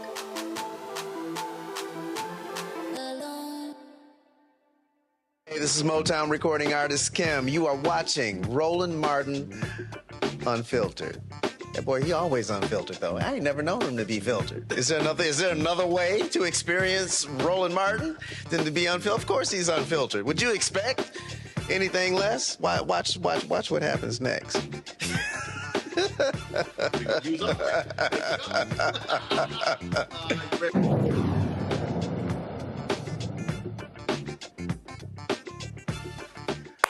All right, y'all. So, I was on Instagram a little bit early, and I came across this video. And then I watched this video, and I said, I know I am not seeing what I'm seeing. So I need you to play the video I saw on Instagram. I need you to, y'all don't have the video? I sent you the link to, okay, all right, let me play the video myself. Because y'all, I saw this video, when I say I was hot, when I saw it, I said, I can't believe what I'm seeing. This nonsense that I'm seeing from this person right here, posted on Instagram. And I'm like, I know that is not who I think it is, posting what he just posted. And then I looked at it and I said, oh, that is him. I can't believe he posted that video. So let me go ahead and show y'all this, because I want y'all gonna trip. Y'all gonna trip. Watch this video. Is closing here in the city of Albany, and that leaves us with a little over 500 students that were here on this campus, and 19% of those students are labeled as homeless. We have a little over 250 jobs that'll be leaving the city of Albany. And while this is not the city of Albany government's fault, this is a time for our local and state leadership to step up, because we'd be stupid to act powerless in this situation. Because while this school is still here, while this building is still here, while this campus is still here, what could this become? Could this become a Southwest Georgia regional hub for trade skills training? Could this become something major that the city brings on to start training workforce? Because if we're training workforce, then we can invite industry to come here. But if we don't have any workforce for industry, they'll never come. But if Doherty County school system could train workforce in adults, why can't the city of Albany do the same thing? So my question to leadership is, are we going to allow this opportunity now to pass us by, or are we going to lead? Are our leaders going to lead? And if they don't want to lead, they need to step aside and let somebody else do it. Oh, he said that if our leaders are not going to lead, they should step aside and let somebody else do it. That's interesting. Now, when I saw it, I remember when he came on this show after he was going at me on Twitter, when he was supporting the Republicans in Georgia voter suppression bill, and he was talking shit with another black conservative. Then they say, well, he ain't gonna never put us on the show, and I invited his ass on the show. Then he tried to change his tune when he came on the show. Roll it. Joining us right now is King Randall One, founder of the X for Boys organization based out of Georgia. So, King, explain why in the world you're conservative, correct? Yes, sir. So please explain to me why this bill, why Republicans are pushing for a voter suppression bill when last year we saw record turnout in Georgia, record turnout. So why would they want to restrict voting when you just had record turnout in Georgia? Well, let me start off by saying you had me mistaken. I'm not a Republican. I do consider myself conservative. No. Actually, I didn't say Republican. I said you're conservative. Okay. I said you're conservative. Right, absolutely. That's what I said. Right. Yeah, I was saying that because you called me a Republican on Twitter. However, with this particular bill, I don't consider voting my particular fight. I do consider voting an asset to us and maybe something we can use as a tactic to help. But as far as us pushing voting all the way out, like voting is going to be some systemic change for the black community, to me is not the way to go. If you look at the human anatomy of the body has as many different parts. And I do respect you guys' fight, in regards to voting, but I don't consider myself fighting for the right to vote that much. Because do you not vote? We hadn't got anything. Do you not vote? Government. Yes, sir, I vote, absolutely. Okay, so when you say you guys' fight, first of all, there are multiple fights, there are multiple issues we can be concerned about. Voting is one of those issues. Are you not concerned that Republicans in your state are trying to restrict access to the ballot for no reason other than they are pushing the lie that Donald Trump also pushed? Right, absolutely. I understand exactly what you're saying. However, again, that's not my fight. I believe. No. I asked you a question. And the question is this here. Do you believe Republicans in your state are wrong to be pushing this voter suppression bill? Can you give me the list of things that's all on the bill? Because I know you said the voter ID. Well, no. Here's a perfect example. This particular bill. What was funny is he was defending the voter suppression bill on Twitter, but he didn't think I was going to invite him on the show. So let me tell you what he did. He then posts that video. He edits it. He edits the video. And then, I'm building this school. Black man should be helping me build my school. And in the same Simple Simon Negroes I called out earlier, they were all like, that's right, Roland Martin, that's a shame. You should be ashamed of yourself. You should be supporting this brother at his school. Oh, that's right. Them Negroes were sitting here sending him money. And then what he did is he got on Fox News and Lawrence Jones had him on. Then the white conservatives jumped on him. And so he starts raising money. And so anytime he's mentioned me on Twitter, it was all about raising money. They were after me for 2 years. I was dissing this brother and all sort of stuff along those lines. And I'm like, okay, that's interesting. And so here you now have King Randall now complaining about a program, jobs being cut, and how that's hurting young folks. And that's interesting because the program that he's speaking about, that very specific program in Albany, Georgia, he's talking about, go to my iPad. This is the story right here. U.S. Department of Labor pauses Job Corps Center operations. So the very program that he is complaining about has been stopped by the Trump Department of Justice. Now, here's what I don't understand. Matter of fact, let me go ahead and play this again. Because, see, I love it when somebody calls out leaders, but they don't really call out the specific leaders who they talking about. So let me just go ahead and play it again, what he had to say, because he was just so incensed that this program was being cut because it was vital to providing jobs for young people. Listen again. Let's do it. Center Job Corps is closing here in the city of Albany, and that leaves us with a little over 500 students that were here on this campus, and 19% of those students are labeled as homeless. We have a little over 250 jobs that'll be leaving the city of Albany. And while this is not the city of Albany government's fault, this is a time for our local and state leadership to step up, because we'd be stupid. Hold up. He said it's not the city of Albany's fault, and we will be stupid not to step up and lead. Listen. It's fault. This is a time for our local and state leadership to step up, because we'd be stupid to act powerless in this situation. Because while this school is still here, while this building is still here, while this campus is still here, what could this become? Could this become a Southwest Georgia regional hub for trade skills training? Could this become something major that the city brings on to start training workforce? Because if we're training workforce, then we can invite industry to come here. But if we don't have any workforce for industry, they'll never come. But if Doherty County School System could train workforce in adults, why can't the city of Albany do the same thing? So my question to leadership is, are we going to allow this opportunity now to pass us by, or are we going to lead? Are our leaders going to lead? And if they don't want to lead, they need to step aside and let somebody else do it. The Job Corps is closing here in the city of Albany, and that leaves us with a little over 500 students that were here on this campus. And Here we are. He's complaining about losing the jobs. Okay, that's interesting. And then he says, this ain't city and state leaders' fault, which means that it's somebody else's fault. So, King Randall, whose fault is it? Whose fault is it? Who's over that particular program? Who controlled the funding?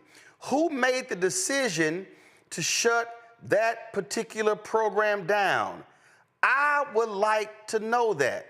So I remember seeing a particular photo on social media. And I remember, and I knew, I said, wait a minute. I remember seeing somebody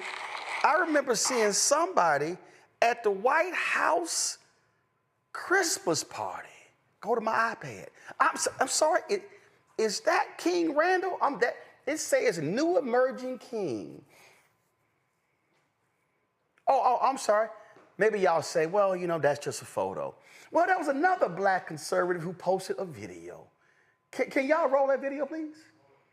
This is the White House to celebrate Black History Month, despite the media alleging that it was canceled by President Trump. But like always, fake news. I landed safely thanks to Delta Airlines and time to take a quick shower before throwing on my Sunday's best. Here I'm rocking my Palazzo sports jacket with a black turtleneck and a black Bailey fedora. Soon after this, I ran into my Blexit family on the way to the White House, but I must give a shout out to the guy that made it all happen, Pierre Wilson. He is the real deal, but with moves like this, he's clearly not like us. We were all smiles, waiting in line in this 20-degree weather to get inside to celebrate this momentous occasion because of what it meant to all of us. All I can think about in my head right here is how much I've overcame throughout the years, being open with my conservatism. For some reason, it brings out the worst in people, and I think it's because I refuse to live up to their expectations of me.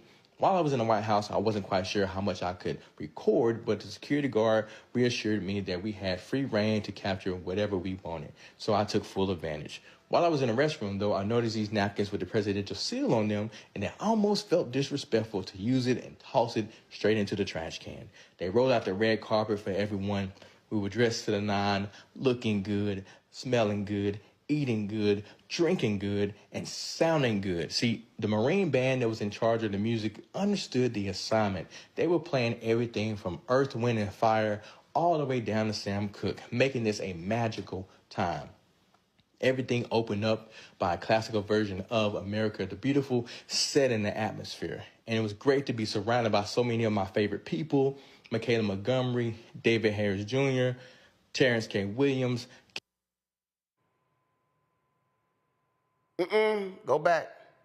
Who do y'all see right there on the left? That looked like King Randall. So let me get this straight. King Randall complains about a federal program getting cut that's taking jobs away in his town of Albany, Georgia. He's a self-identified conservative. Don't call me Republican. Okay, fine. But you're standing there smiling and cheesing with the MAGA Negroes, the help. You're at the White House. You supporting Trump, but now you mad and you want local and state officials to fix the problem that Trump created. And in your Instagram video, your ass didn't even mention the word federal. You didn't even say Trump. You didn't even say MAGA. You didn't even say Doge.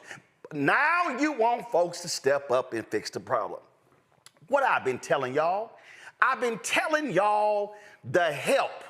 That's the black people who are standing with Donald Trump. They claim all black people, y'all on the plantation, y'all on the plantation, Trump is gonna be helping us out. And Donald Trump has consistently had policies that have negatively impact people, and these simple Simon Negroes ain't said nothing.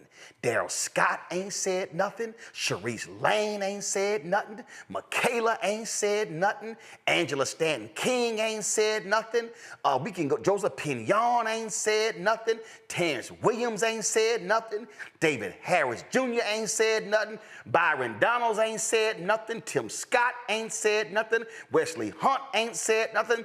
Burgess Owens ain't said nothing. I can go down the line. But now y'all complaining. Trump has sat here and got rid of the settlement to impact the sewage backing up in the yards and the homes of black people in Lowndes County, Alabama. Said nothing. Said nothing about canceling the lawsuit against the petrochemical companies in Cancer Alley in Louisiana, where black people are dying because of that. The help ain't said nothing.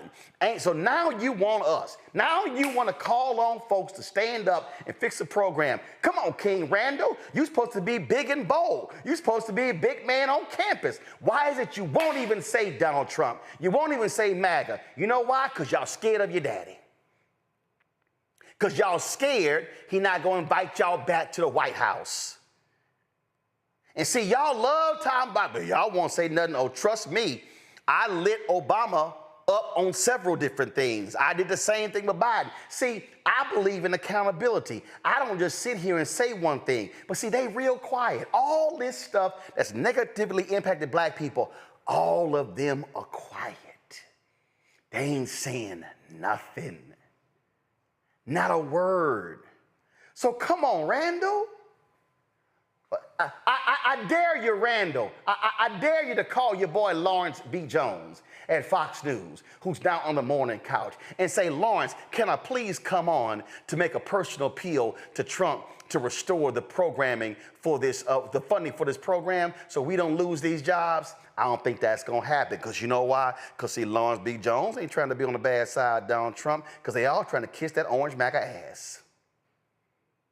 So isn't it interesting that you come on my show, you talk shit on Twitter, you didn't think I was going to invite you, then you did a bait and switch where you came on my show, then you used my show to raise money for your school, but now you complaining about job losses of young people in your town, and it's Trump's fault and you ain't saying a word. Ain't that interesting? I guess that's how it goes these days, Michaela. The help is quiet when it's time to speak up.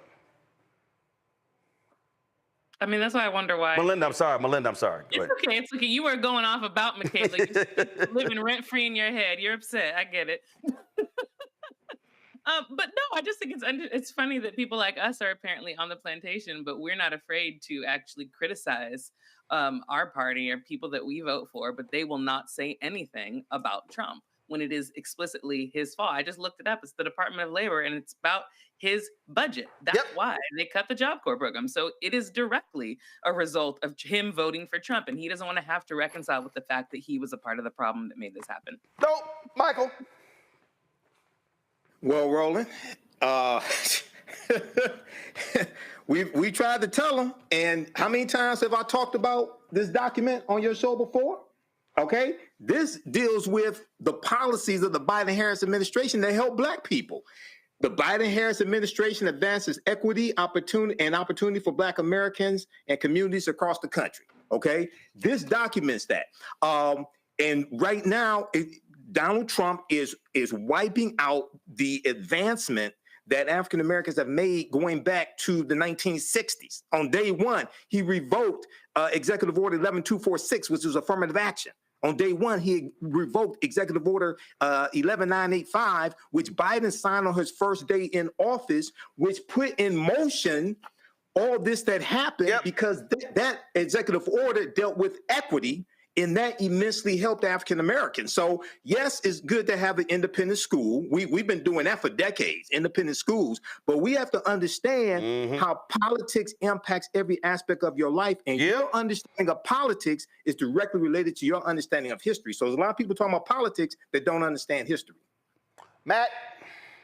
I don't have anything profound to add, but all I'll say is that I think it's a missed opportunity because you think, if you look at this from a nuanced perspective, I mean, this is an opportunity, right, for local people to, invest in this lost job program. But the issue with that is you don't have credibility if you don't call out why the job program was lost, which is your point. And that's the issue that I see here. I mean, it looks like this brother theoretically is trying to do something good in his community, but you lose credibility when you don't say why it's no longer there and why your desire to have proximity to power is more important than the actual things you claim to stand for, which is, having jobs in the community. You should be able to say this is gone because of a Trump policy, the same way you would surely say if that program was lost under Mr. Biden's administration, that this is no longer here because the Biden administration took it away from you. Unless you're willing to call a spade, you aren't credible. And I don't see why you wouldn't do that here. But I understand you got to kiss the ring. And that's what we're seeing conservatives of all colors do. They're all afraid to call out Trump. They're all afraid to call out his insanity because they want to keep that proximity to power.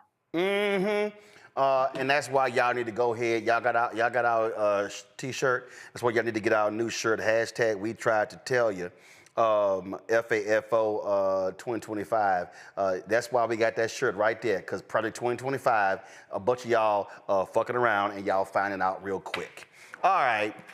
Somebody in the chat room said, damn, Ro, you on one today. Yes, I am. So let me go ahead and go to the third thing that pissed me off. So on Monday, I came home.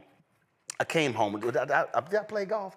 I played golf on Monday, I think. So I came home, and my wife was watching this this docuseries on the History Channel, and it was called The Frontiers Men Who Built America. So they have a series of these documentaries, The Men Who Built America. They have The Food That Built America. This is a whole series. And so when I saw this, I saw that one of the executive producers was Leonardo DiCaprio.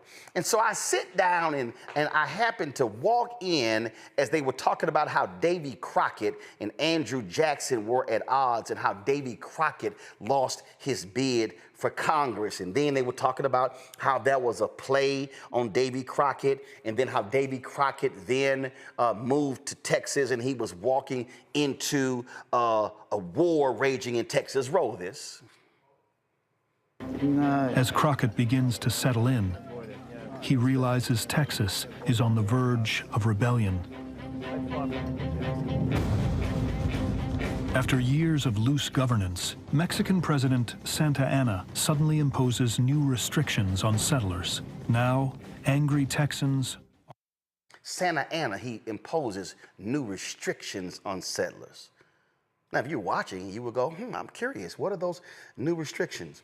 They never say. Press play. ...are calling for revolution. Texas was on the verge of independence, that the Texians... He says Texas were on the verge of independence. Okay, go ahead, roll it. Go ahead, roll it. As they were called, were going to try to become independent from Mexico, and there would be possibilities, land and political opportunity. In response, Santa Anna sends 500 troops to confiscate weapons and quell unrest. When Texans refuse to give in, he makes plans to retaliate. Santa Anna is training an army in San Luis Potosí to march against Texas. Santa Anna did not think that this was a local insurgency. He was absolutely convinced the United States was involved. And so that's why the Mexican government was so determined to put down this revolt. Crockett arrives in Texas at the same time as news of Santa Anna's counterattack. When Crockett had gone to Texas was really just meant to be an extended hunting expedition and land scout, and he bumbles right into a war for independence. He stumbles into a war for independence. And I'm just sitting here going, what are they trying to be independent about? Press play. A number of things happened along the way. One was the appearance of Halley's Comet. And when Halley's Comet appeared in the sky in 1836, some people thought that it meant that David Crockett was coming to Texas to fight for independence. Here we go again with that independence. And so the docuseries kept going on. And then they went to episode 4. And then I'm watching it. They talk about the Alamo. And they talk about independence, independence, independence, independence. Then they go to the Battle of San Jacinto. Then they talk about what happened there. Roll it. Suffer just 11 casualties. The crushing defeat leads to Mexico's surrender.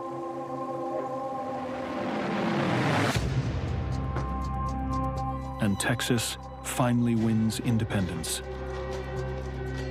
Here we go right there. Texas finally wins independence. What in the hell is Texas trying to be independent for? I still haven't answered. Roll it.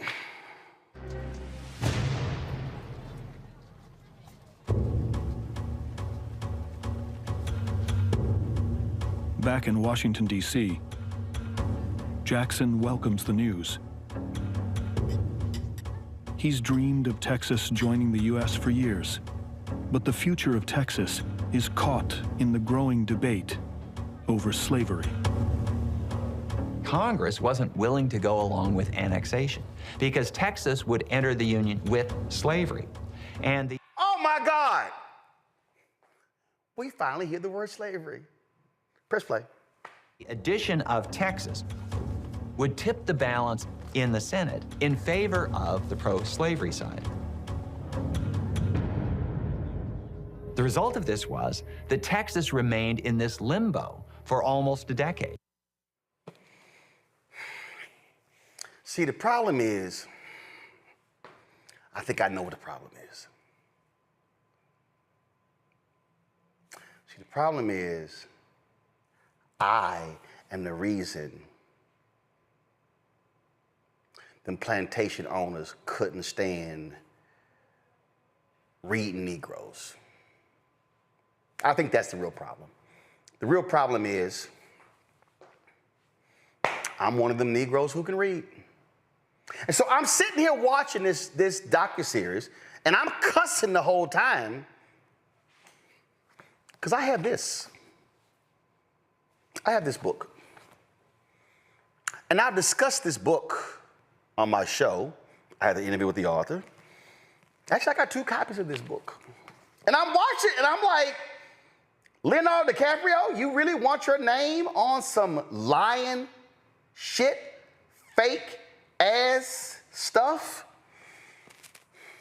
Dr. Gerald Horn joins me right now, professor at the University of Houston, and the title of this book is called The Counter-Revolution of 1836, Texas Slavery in Jim Crow and the Roots of U.S. Fascism. Book came about during COVID. It is a fascinating book. And I need y'all to understand something. Y'all see how thick this book is?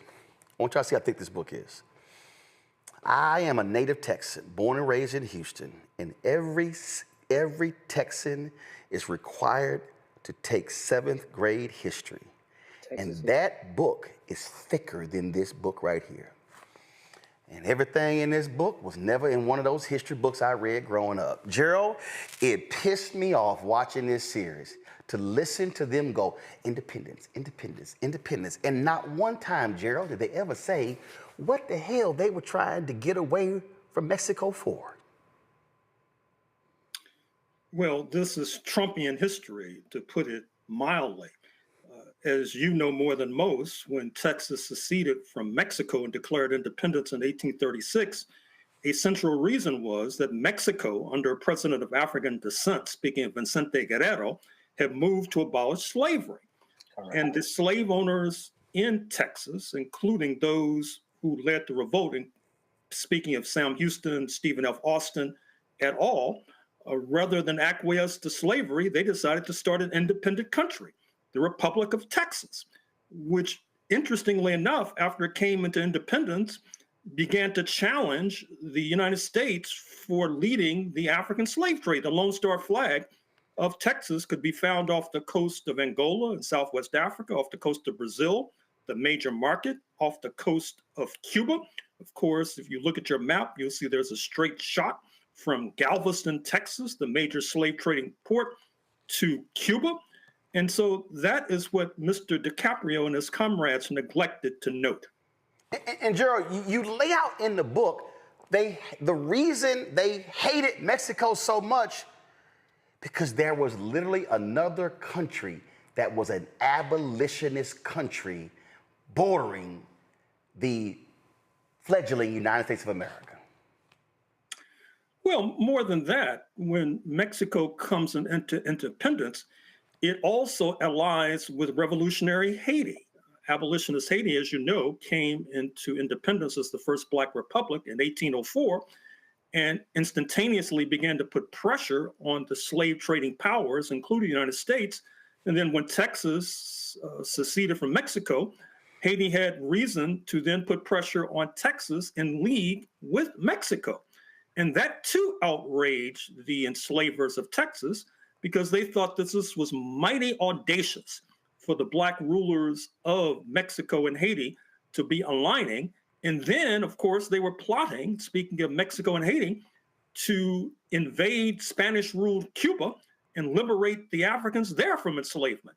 So they thought that the Mexicans and the Haitians had gotten too big for their britches, and that led to the secession from Mexico by Stephen F. Austin and Sam Houston and the so-called Texians. I am not one who believes that you or I have to be in every document, in every sort of thing. But I just found it interesting, Gerald, watching this, and I've seen many of these, and I'm like, wow, all of these historians you talk to, and none of them are Black, and you're having all of these people sharing their thoughts about Texas independence, and nobody utters slavery. Well, it's even worse because, as you know, the 2020 census showed that Texas has the largest Black population in the United States of America. And in fact, the Texas Black population has been in the vanguard of struggle, as you know more than most, for decades. And so it's a slap in the face of Roland Martin and other Black Houstonians to put this kind of tripe and trash on the airwaves. And it also has to be, and you're used to it, being a historian, it also has to be offensive that the History Channel, which really should be called the His Story Channel, is presenting these docuseries and offering them up as and this is for the generation of people that don't read, offering this up as somehow, no, this is the stuff you don't know about. So people watch this and they walk away from this and go, I never knew those things. So now what they are doing, which you talked about being Trumpian, they can't stand folks like you because really let's keep telling that white his story and keep advancing that. Douglas Blackman, Pulitzer Prize-winning author, a white journalist out of Atlanta. Douglas is a great guy.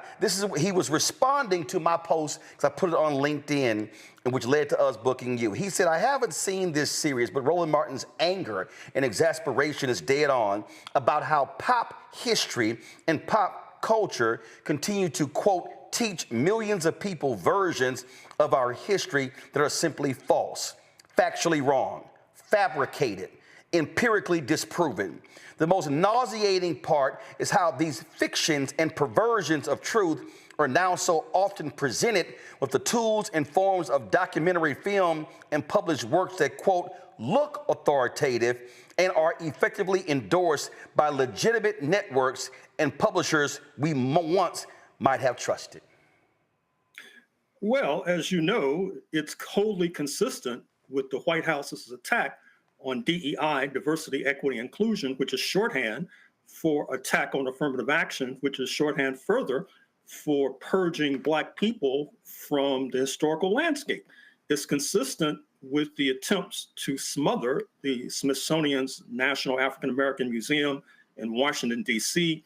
It's consistent with what's being debated at the state legislature in Austin as we speak, so-called SB 37, which if it comes into law, will lead to a routing of African American studies departments, Black studies departments, Africana studies departments.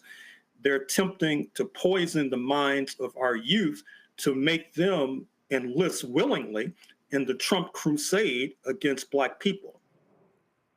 And again, what happens with these networks, again, for the people who are not going to read your 400 or 500 pages, it's like, oh, I can sit here and I can now just get all of this stuff in one nice place, prepackaged, looks great, tells us, sounds convincing.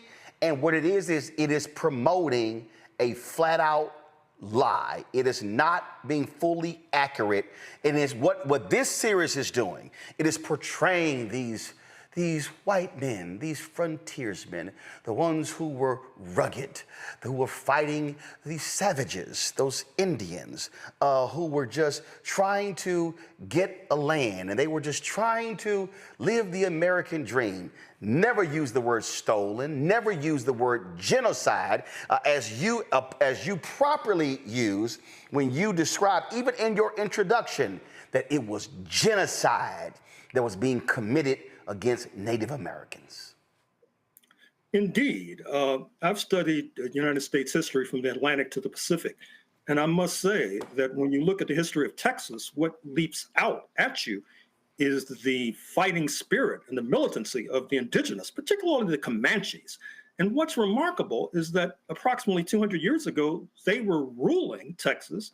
And today, it's difficult to find one person in Texas of Comanche descent.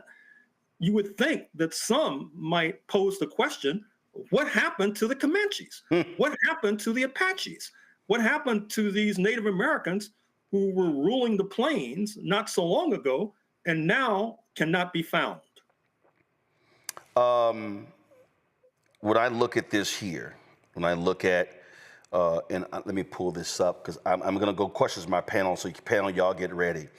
I am on imdb.com right now, and it lists the stars of the documentary. It lists all of the people involved, the writers, and I'm just sorry. I believe in naming and claiming it. John Ealer is a director. Johnny St. Hours is a director. The writers, Brian Burstein, Zachary Herman, Jeremiah Murphy, Jordan Rosenblum, Peter Sherman, Stephen David, Tim W. Kelly, Yoshi Stone, Adam Jones Siegler for dialogue. They're listed as the writers, and you see the cast here. My wife made this observation. She says, my God, I'm watching this thing and I don't see nobody Black in this docuseries at all. Oh, that was, there's one brother who played Pompey. But this is what I think is important also, Gerald. These are the producers of this trash, of this factually incorrect and wrong stuff. Petra Hobel, Thaddeus Busca, Chelsea Coates, Mary Donahue, Sam Epstein, Carter Figueroa, Ronald Freed, Tim W. Kelly, Nick Gutler, Brian Meir, Paul Kleinman, Brian Burstein, Liz DeFore, Nikki Macron, Michael Hampton, Jonathan Soule, Yoshi Stone, Philip Watson, Christian Burns, Stephen David, Jennifer Davidson, Leonardo DiCaprio, Russell McCarroll. Those are executive producers. Now, again, some of these folks participated in some of this series from, you see, 2017, 2018. These are cinematographers. These are editors. This is casting. This is production designer, art director, costume designer, makeup, production manager, everything that goes along with it. The reason all of this is important, Gerald, is because these are the people who are responsible for producing the docuseries, and the History Channel has an obligation that before you air some crap like this, that it needs to be factually correct. And we see documentaries on PBS where they will say, oh, no, these things need to be corrected before we put this on the air. The problem that I have is when you air this kind of crap, folk run with it and go, I saw it on the History Channel. It must be true. Huh. Well, maybe that's part of the problem, because obviously the History Channel is pumping out propaganda. And we should also ask ourselves, who are the major stockholders in the History Channel? who are the puppeteers, for example? You cited Mr. DiCaprio, but of course, he is getting a paycheck from someone higher on the food chain. And I think that it's highly appropriate for you to call these people out, just like I think it's even more appropriate for your audience to begin to ask these searching questions as to how this sort of propaganda, which ultimately is an expression of anti-Blackness, how it manages to worm its way into our living room. Well, the people who own it is A&E. Who owns A&E, go back to my iPad, is the Hearst Corporation. And A&E Global Media also is a joint venture of Hearst and the Walt Disney Company. So A&E falls under, the A&E Global Media falls under, the ownership is Hearst and the Walt Disney Company. And so the History Channel is one of the networks that fall underneath that. So the questions that we should be asking specifically, I say, definitely are to the producers and the writers and the researchers, because they're doing the docuseries. Then it is airing on the History Channel. So who are the execs in charge of that particular show? And now you go to the owners of the History Channel, which is A&E Global, and that is the Hearst Corporation and the Walt Disney Company. Questions from the panel. I'll start with Michael first. Hey, Gerald, good to see you again. Right on. All right.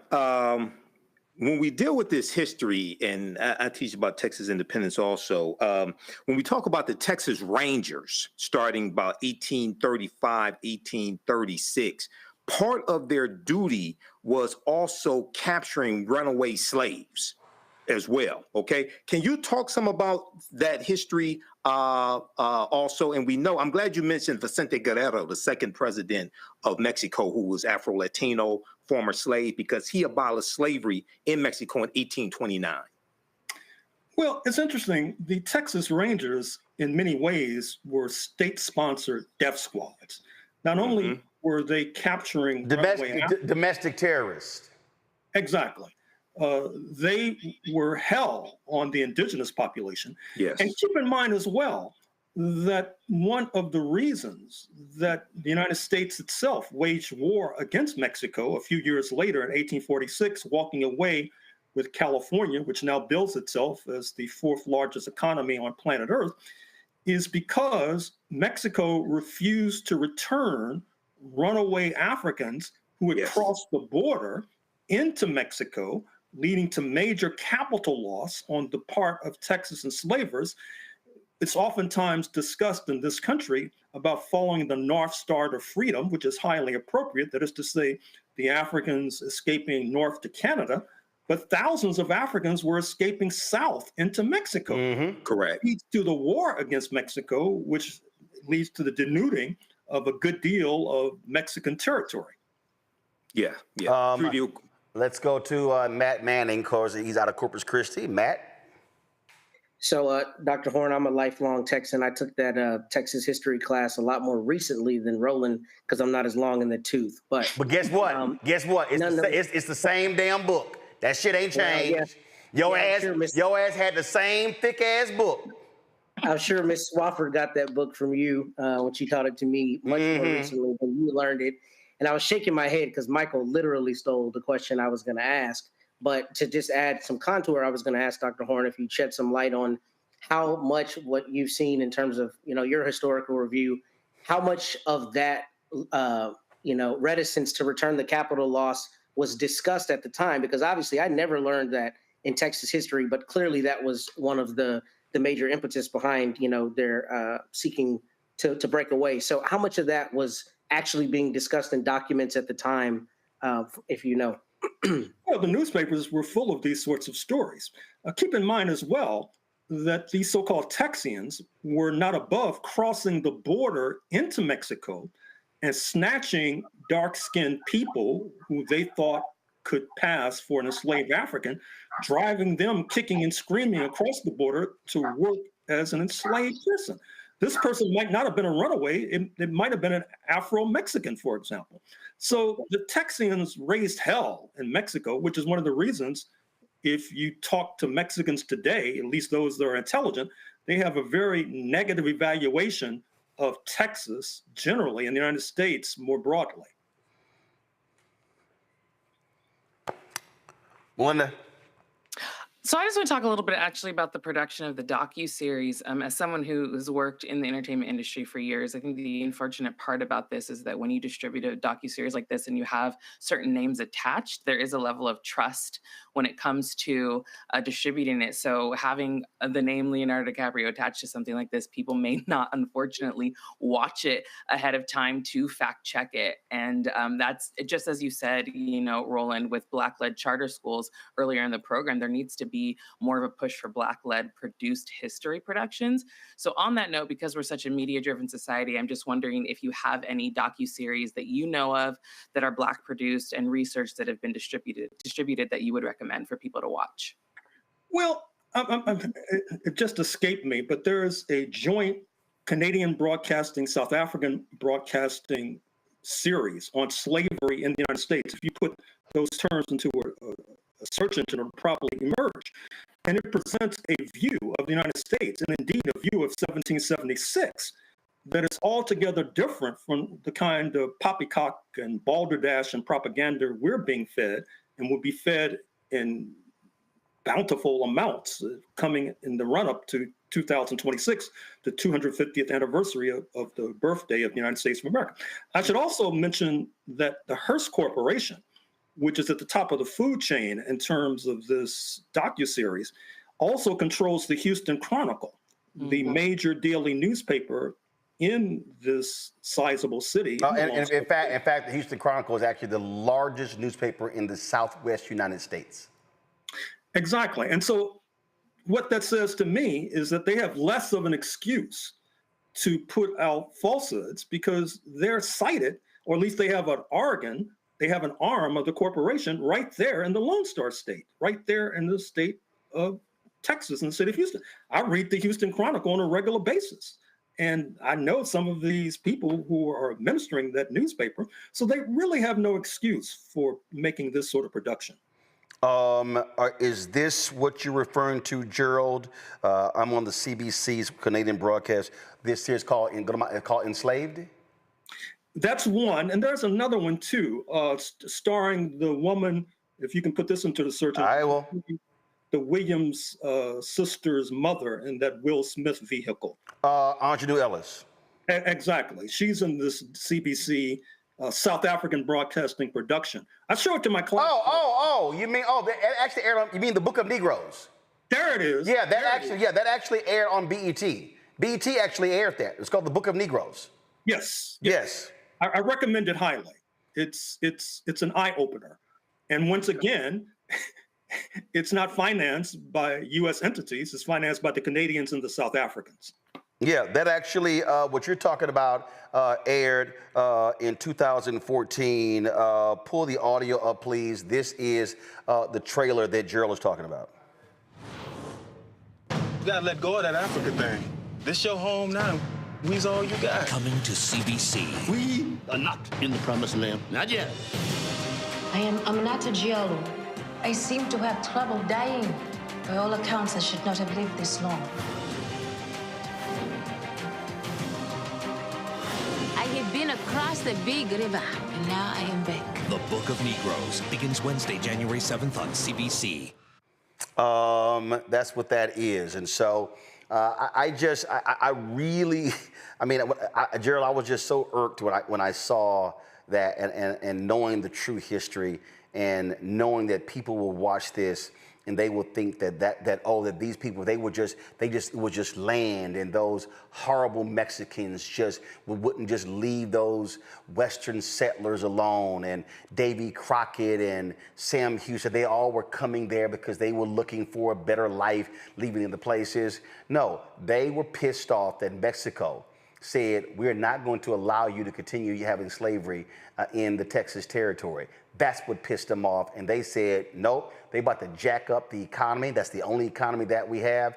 And we're going to fight. And that's what the Alamo was about. That's what all that crap was about. And that's what Sandra Bland was about. Recall that a few years ago in Prairie View, Texas, this Black woman wound up dead as a result of an unfortunate encounter with the authorities in that suburb, if you like, of Houston, Texas. George Floyd, not coincidentally, also has roots in the Lone Star State as well. Yeah, with the same high school I did, Jack Yates High School. Exactly. And so you cannot separate the kind of misinformation and disinformation that's pumped out through the airwaves that presents a profound representation of anti-Blackness for the kinds of unfortunate slayings and murders that take place all too routinely, inflicted against Black people with roots in the Lone Star State. And this is one of the reasons why. And again, what happens when you know your history, when you know those things, and people sort of get mad at you. I did this, and a lot of people, Gerald, were not happy with me, but ain't like I gave a damn. When Rick Perry was the governor of Texas, he felt that when Texas A&M joined the Southeastern Conference, that there needed to be something, some trophy or something that was awarded to whoever won the annual game between Texas A&M and the University of South Carolina. So then they settled upon something called the Bonham Trophy. And so this says, few have ever heard of this. And so this is the trophy right here. And you see the Bonham Trophy. Well, a couple of years ago, I was watching the game, and it was on ESPN. They were talking about, hey, where's this trophy? Who had it? Who has it? Where can we find it? Didn't quite understand it. And so, again, when you don't know history, the Bonham Trophy is named and modeled after Alamo battle hero James Bonham. He was from South Carolina, traveled to Texas to fight with the Texians at the Alamo, and so they wanted to talk about it. And really, it got lost. Folks didn't know where in the hell the trophy was and all of that. And I actually did a video early on this, and I said to any Texas A&M player and South Carolina player, especially if you Black, if your ass holds this trophy up, you are holding up a Confederate monument, because anybody who was fighting at the Alamo against Santa Anna's troops, those people were fighting to continue slavery in Texas.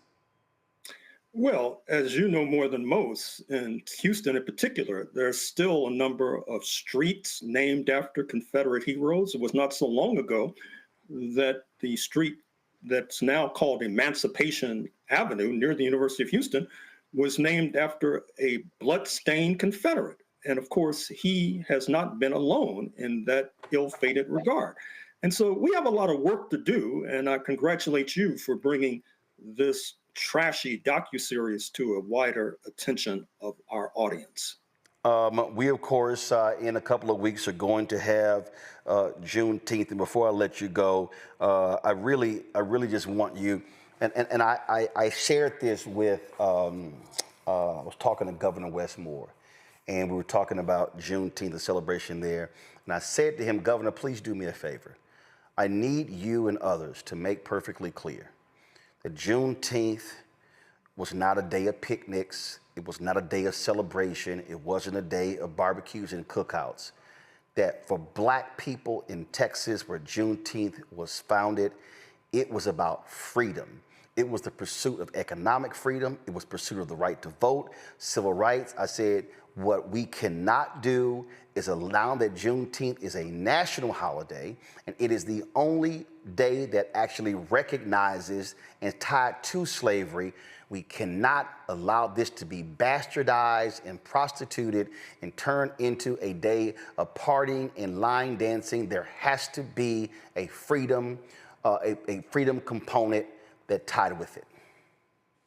Well, more than that, we also need accuracy with regard to Juneteenth. That is to say, the traditional story of the men in blue showing up in Galveston and alerting these enslaved Africans to the reality that supposedly you're free, that's a misrepresentation. First of all, the Emancipation Proclamation, January 1st, 1863, issued by the Lincoln government, did not have any standing in Confederate Texas.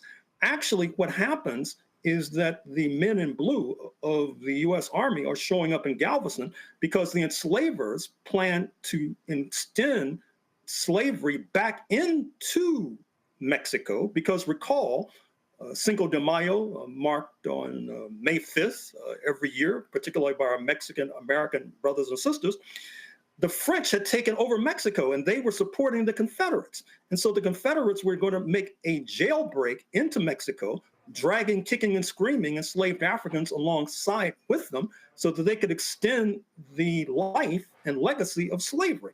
But what happens with the men in blue showing up in Galveston, they were recruiting these black men as the Confederacy was collapsing, and they managed to join the men in blue, and then they, along with progressive and patriotic Mexicans, helped to strangle the French-based puppet regime. And interestingly enough, the French puppet leader, Maximilian, he was assassinated. He was killed. He was subjected to the death penalty on June 19th, 1867. And that is a further reason to mark Juneteenth, because June 19th, 1867, in many ways has more resonance and more profundity than June 19th, 1865, which is part of the traditional story.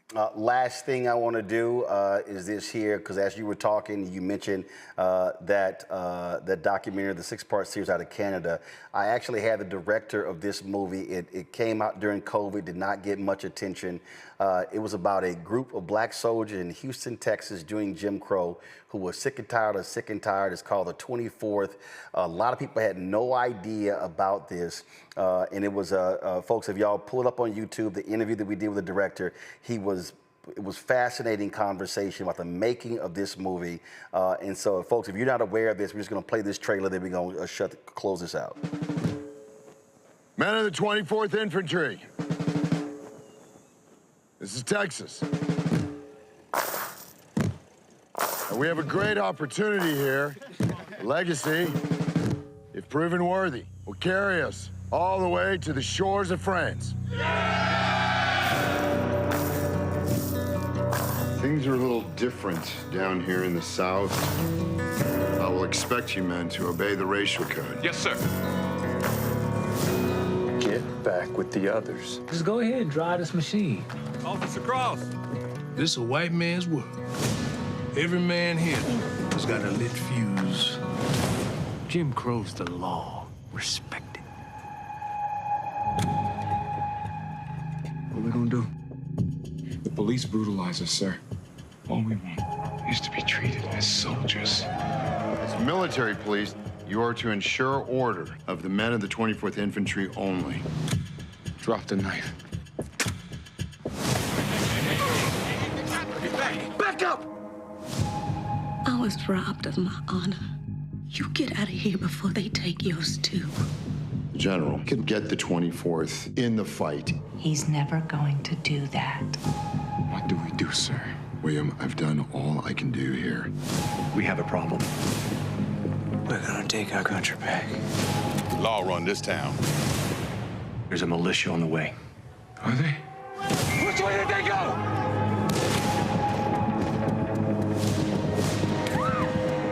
Keep pushing people down. Sooner or later, they rise up. Can you identify any of the leaders of the mutiny?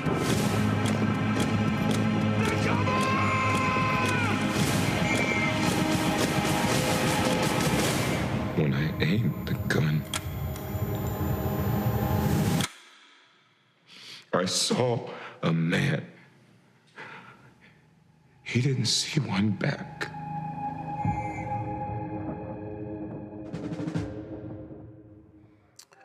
That was a black director, black writers, and again, our stories are important.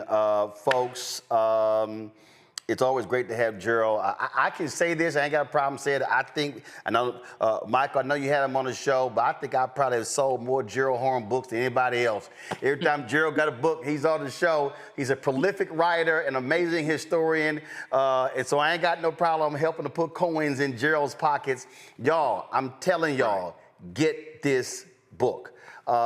Because what Gerald does in here, because it's called The Counter-Revolution of 1836, Texas Slavery and Jim Crow and the Roots of U.S. Fascism, and he connects, he's calling it the Counter-Revolution 1836, he's connecting the American Revolution and the Texas Revolution and the Civil War and how all of these things are combined. And if you also, again, want to understand present day. See, this is why every year when Governor Greg Abbott and Lieutenant Governor Dan Patrick, they put on the social media, hey, it's Texas Independence Day, and I go, bullshit. This is Texas Continuing Slavery Day. And the reason I call that trophy out, I need black people to stop walking around and unknowingly celebrating Confederate history. And we have been indoctrinated with his story, and that's why that History Channel thing is trash. I have hit somebody in Hollywood who knows DiCaprio. I said, send this to him. I will absolutely send it to the folks at A&E, send it to the folks at Hearst in Disney. Matter of fact, I think Hearst, I think I know a sister who's an executive there, but we can't be silent when this trash is presented that distorts American history, because that's what these people want to do. They don't want Gerald Horne's books in libraries, in schools. They don't want other black authors because they want to continue to perpetuate the lie of American history. Gerald, final word. Well, once again, I take my hat off to you. I salute Roland Martin, Unfiltered. You're doing a bang-up job. I wish that you would issue an IPO, because I would certainly invest. Well, that's something that we are, trust me, moving towards. We're just methodically building the network, the shows that we're adding. Y'all, this book is called The Counter-Revolution of 1836. Go ahead and pull up Texas Slavery and Jim Crow and the Roots of U.S. Fascism. Absolutely fascinating history of this country. Dr. Gerald Horne, always great to see you, my brother. Right on. Good luck to you. Thank you very much. Let me thank my panel, Melinda. Let me thank Michael. Let me thank Matt. Again, y'all, you ain't getting this on other shows, folks. The mainstream media ain't even talking about this here. And so this is why we need black-owned platforms speaking to our story, speaking to our history, and presenting our stories in a way nobody else is doing so. And so that's why we want you to support what we do. Join our Bring the Funk fan club. We purposely do not charge a subscription fee. We do not have a Patreon. We have a Substack, but it's free. We're not trying to charge y'all for the content. We want you to be sharing this. We want you posting these clips. We want it widely available because too many of our people don't know. That's the reason why we do the show 5 days a week. I know we went overtime. I know Truth Talks was live at 8 o'clock, but this was so critically important because I need our folk to stop walking around continue to present the bullshit that they have been feeding us when we truly have a true story. That's one of the reasons why somebody gave this to me. I have no idea who gave this Black Wall Street shirt to me. I have no idea, but it was been in my room for like a year, so I said, hell, I'm gonna wear it today. But this is a perfect example. There wasn't one Black Wall Street. There were numerous Black Wall Streets. And so they were burned down and then rebuilt as well. And so this is an opportunity for us. And we have to accept it. And I need everybody to watch it. What we're doing right now is no different than what Robert Abbott did with the Chicago Defenders. No different than what Frederick Douglass did with the North Stars. No different than what Ida B. Wells Barnett did with her newspaper. That was firebomb. That's why there's no copy of her paper. There's no copy in existence anywhere of her newspaper because it was firebomb. In fact, I can't even, look, you don't have to know the name. Just keep the camera right there. The name of her paper is called, and I have it on my wall, it's called the Memphis Free Speech and Headlight. I have a mural in my office that pays homage to Black-owned media, and that's on there. But the reason that name doesn't even roll off our tongue, because we don't even see it. So supporting this show allows us to be able to have the panelists that we have on, allows us to be able to hire staff. We got new interns starting. We got 3. How many we got in there? 3? 2 interns in there. We got 3 starting next week. And creating new opportunities. And so your support is critically important. This is the mural that I'm talking about. You see right there. That's actually in my office that we pay homage to the Black-owned media. My man Keenan designed that, and you've got all of those Black-owned media outlets on that wall. That is for a reason. That's what I look at every single day when I come into the office, because we have to be able to ask Freedom's Journal. We got that mural. You got that, show that too. We got a mural in another office, which is the nation's first black newspaper, Freedom's Journal. This paragraph was in the third paragraph of the front page of Freedom's Journal on March 16th, 1827. And it says, we wish to plead our own cause. Too long have others spoken for us. That is so important. That is so important to us because we are living in a world, we're living in a moment right now where, as that history, that lie of a history documentary shows us, what happens when they lie, when they do not speak truth about what is going on in our country. And so we've got to be able to counter that. We got to be able to have the truth. We got to be able to speak the truth. And I was just saying, so I'm just going to show y'all. So go to my phone. So this is that mural that we have in this office. And you see it March 16th, 1827. And that quote is, we wish to plead our own cause. Too long have others spoken for us. And so this is a moment for us to be able to speak. Yep, that's Angela Davis. For us to be able to speak and do our own thing with Black-owned media. Support us via Cash App using the Stripe QR code. You see it right here, Stripe QR code with Cash App. Click the Cash App button to continue to contribute. If you want to make a check or money order, make it payable to Roland Martin Unfiltered. This supports all of the networks for banking purposes, but it supports all the shows on the Black Star Network. And so you can do that. Make it payable to Roland Martin Unfiltered. Send it to P.O. Box 57196, Washington, D.C. 20037-0196. PayPal is R Martin Unfiltered. Venmo, RM Unfiltered. Zelle, Roland at RolandSMartin.com. Roland at RolandMartinUnfiltered.com. Download the Black Star Network app. Apple phone, Apple TV, Android TV, Roku, Amazon Fire TV, Xbox One, Samsung Smart TV. Set up a shot of those products on my desk.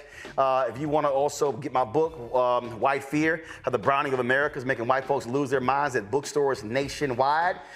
This is where you can get it. Also, you can get the audio version that I read on Audible. Folks, we've got Black-owned products on our site called ShopBlackStarNetwork.com, our marketplace segment, ShopBlackStarNetwork.com.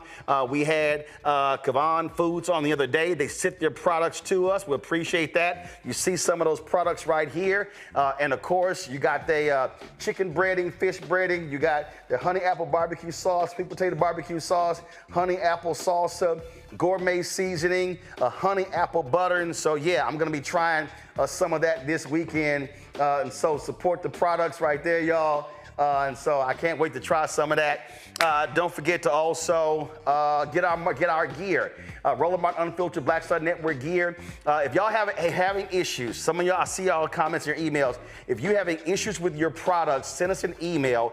Just click contact us at RolandSMartin.com and send us an email, and so we can jump on that. Go to RolandMartin.creator-spring.com. The QR code is there, RolandMartin.creator-spring.com. If you want to listen to our audio, please, YouTube, that's where we generate the most revenue. But watch our stuff there, listen there as well. You can also listen to our podcast, all networks. We send it to the iHeartRadio networks, but it goes to all platforms. Support us there.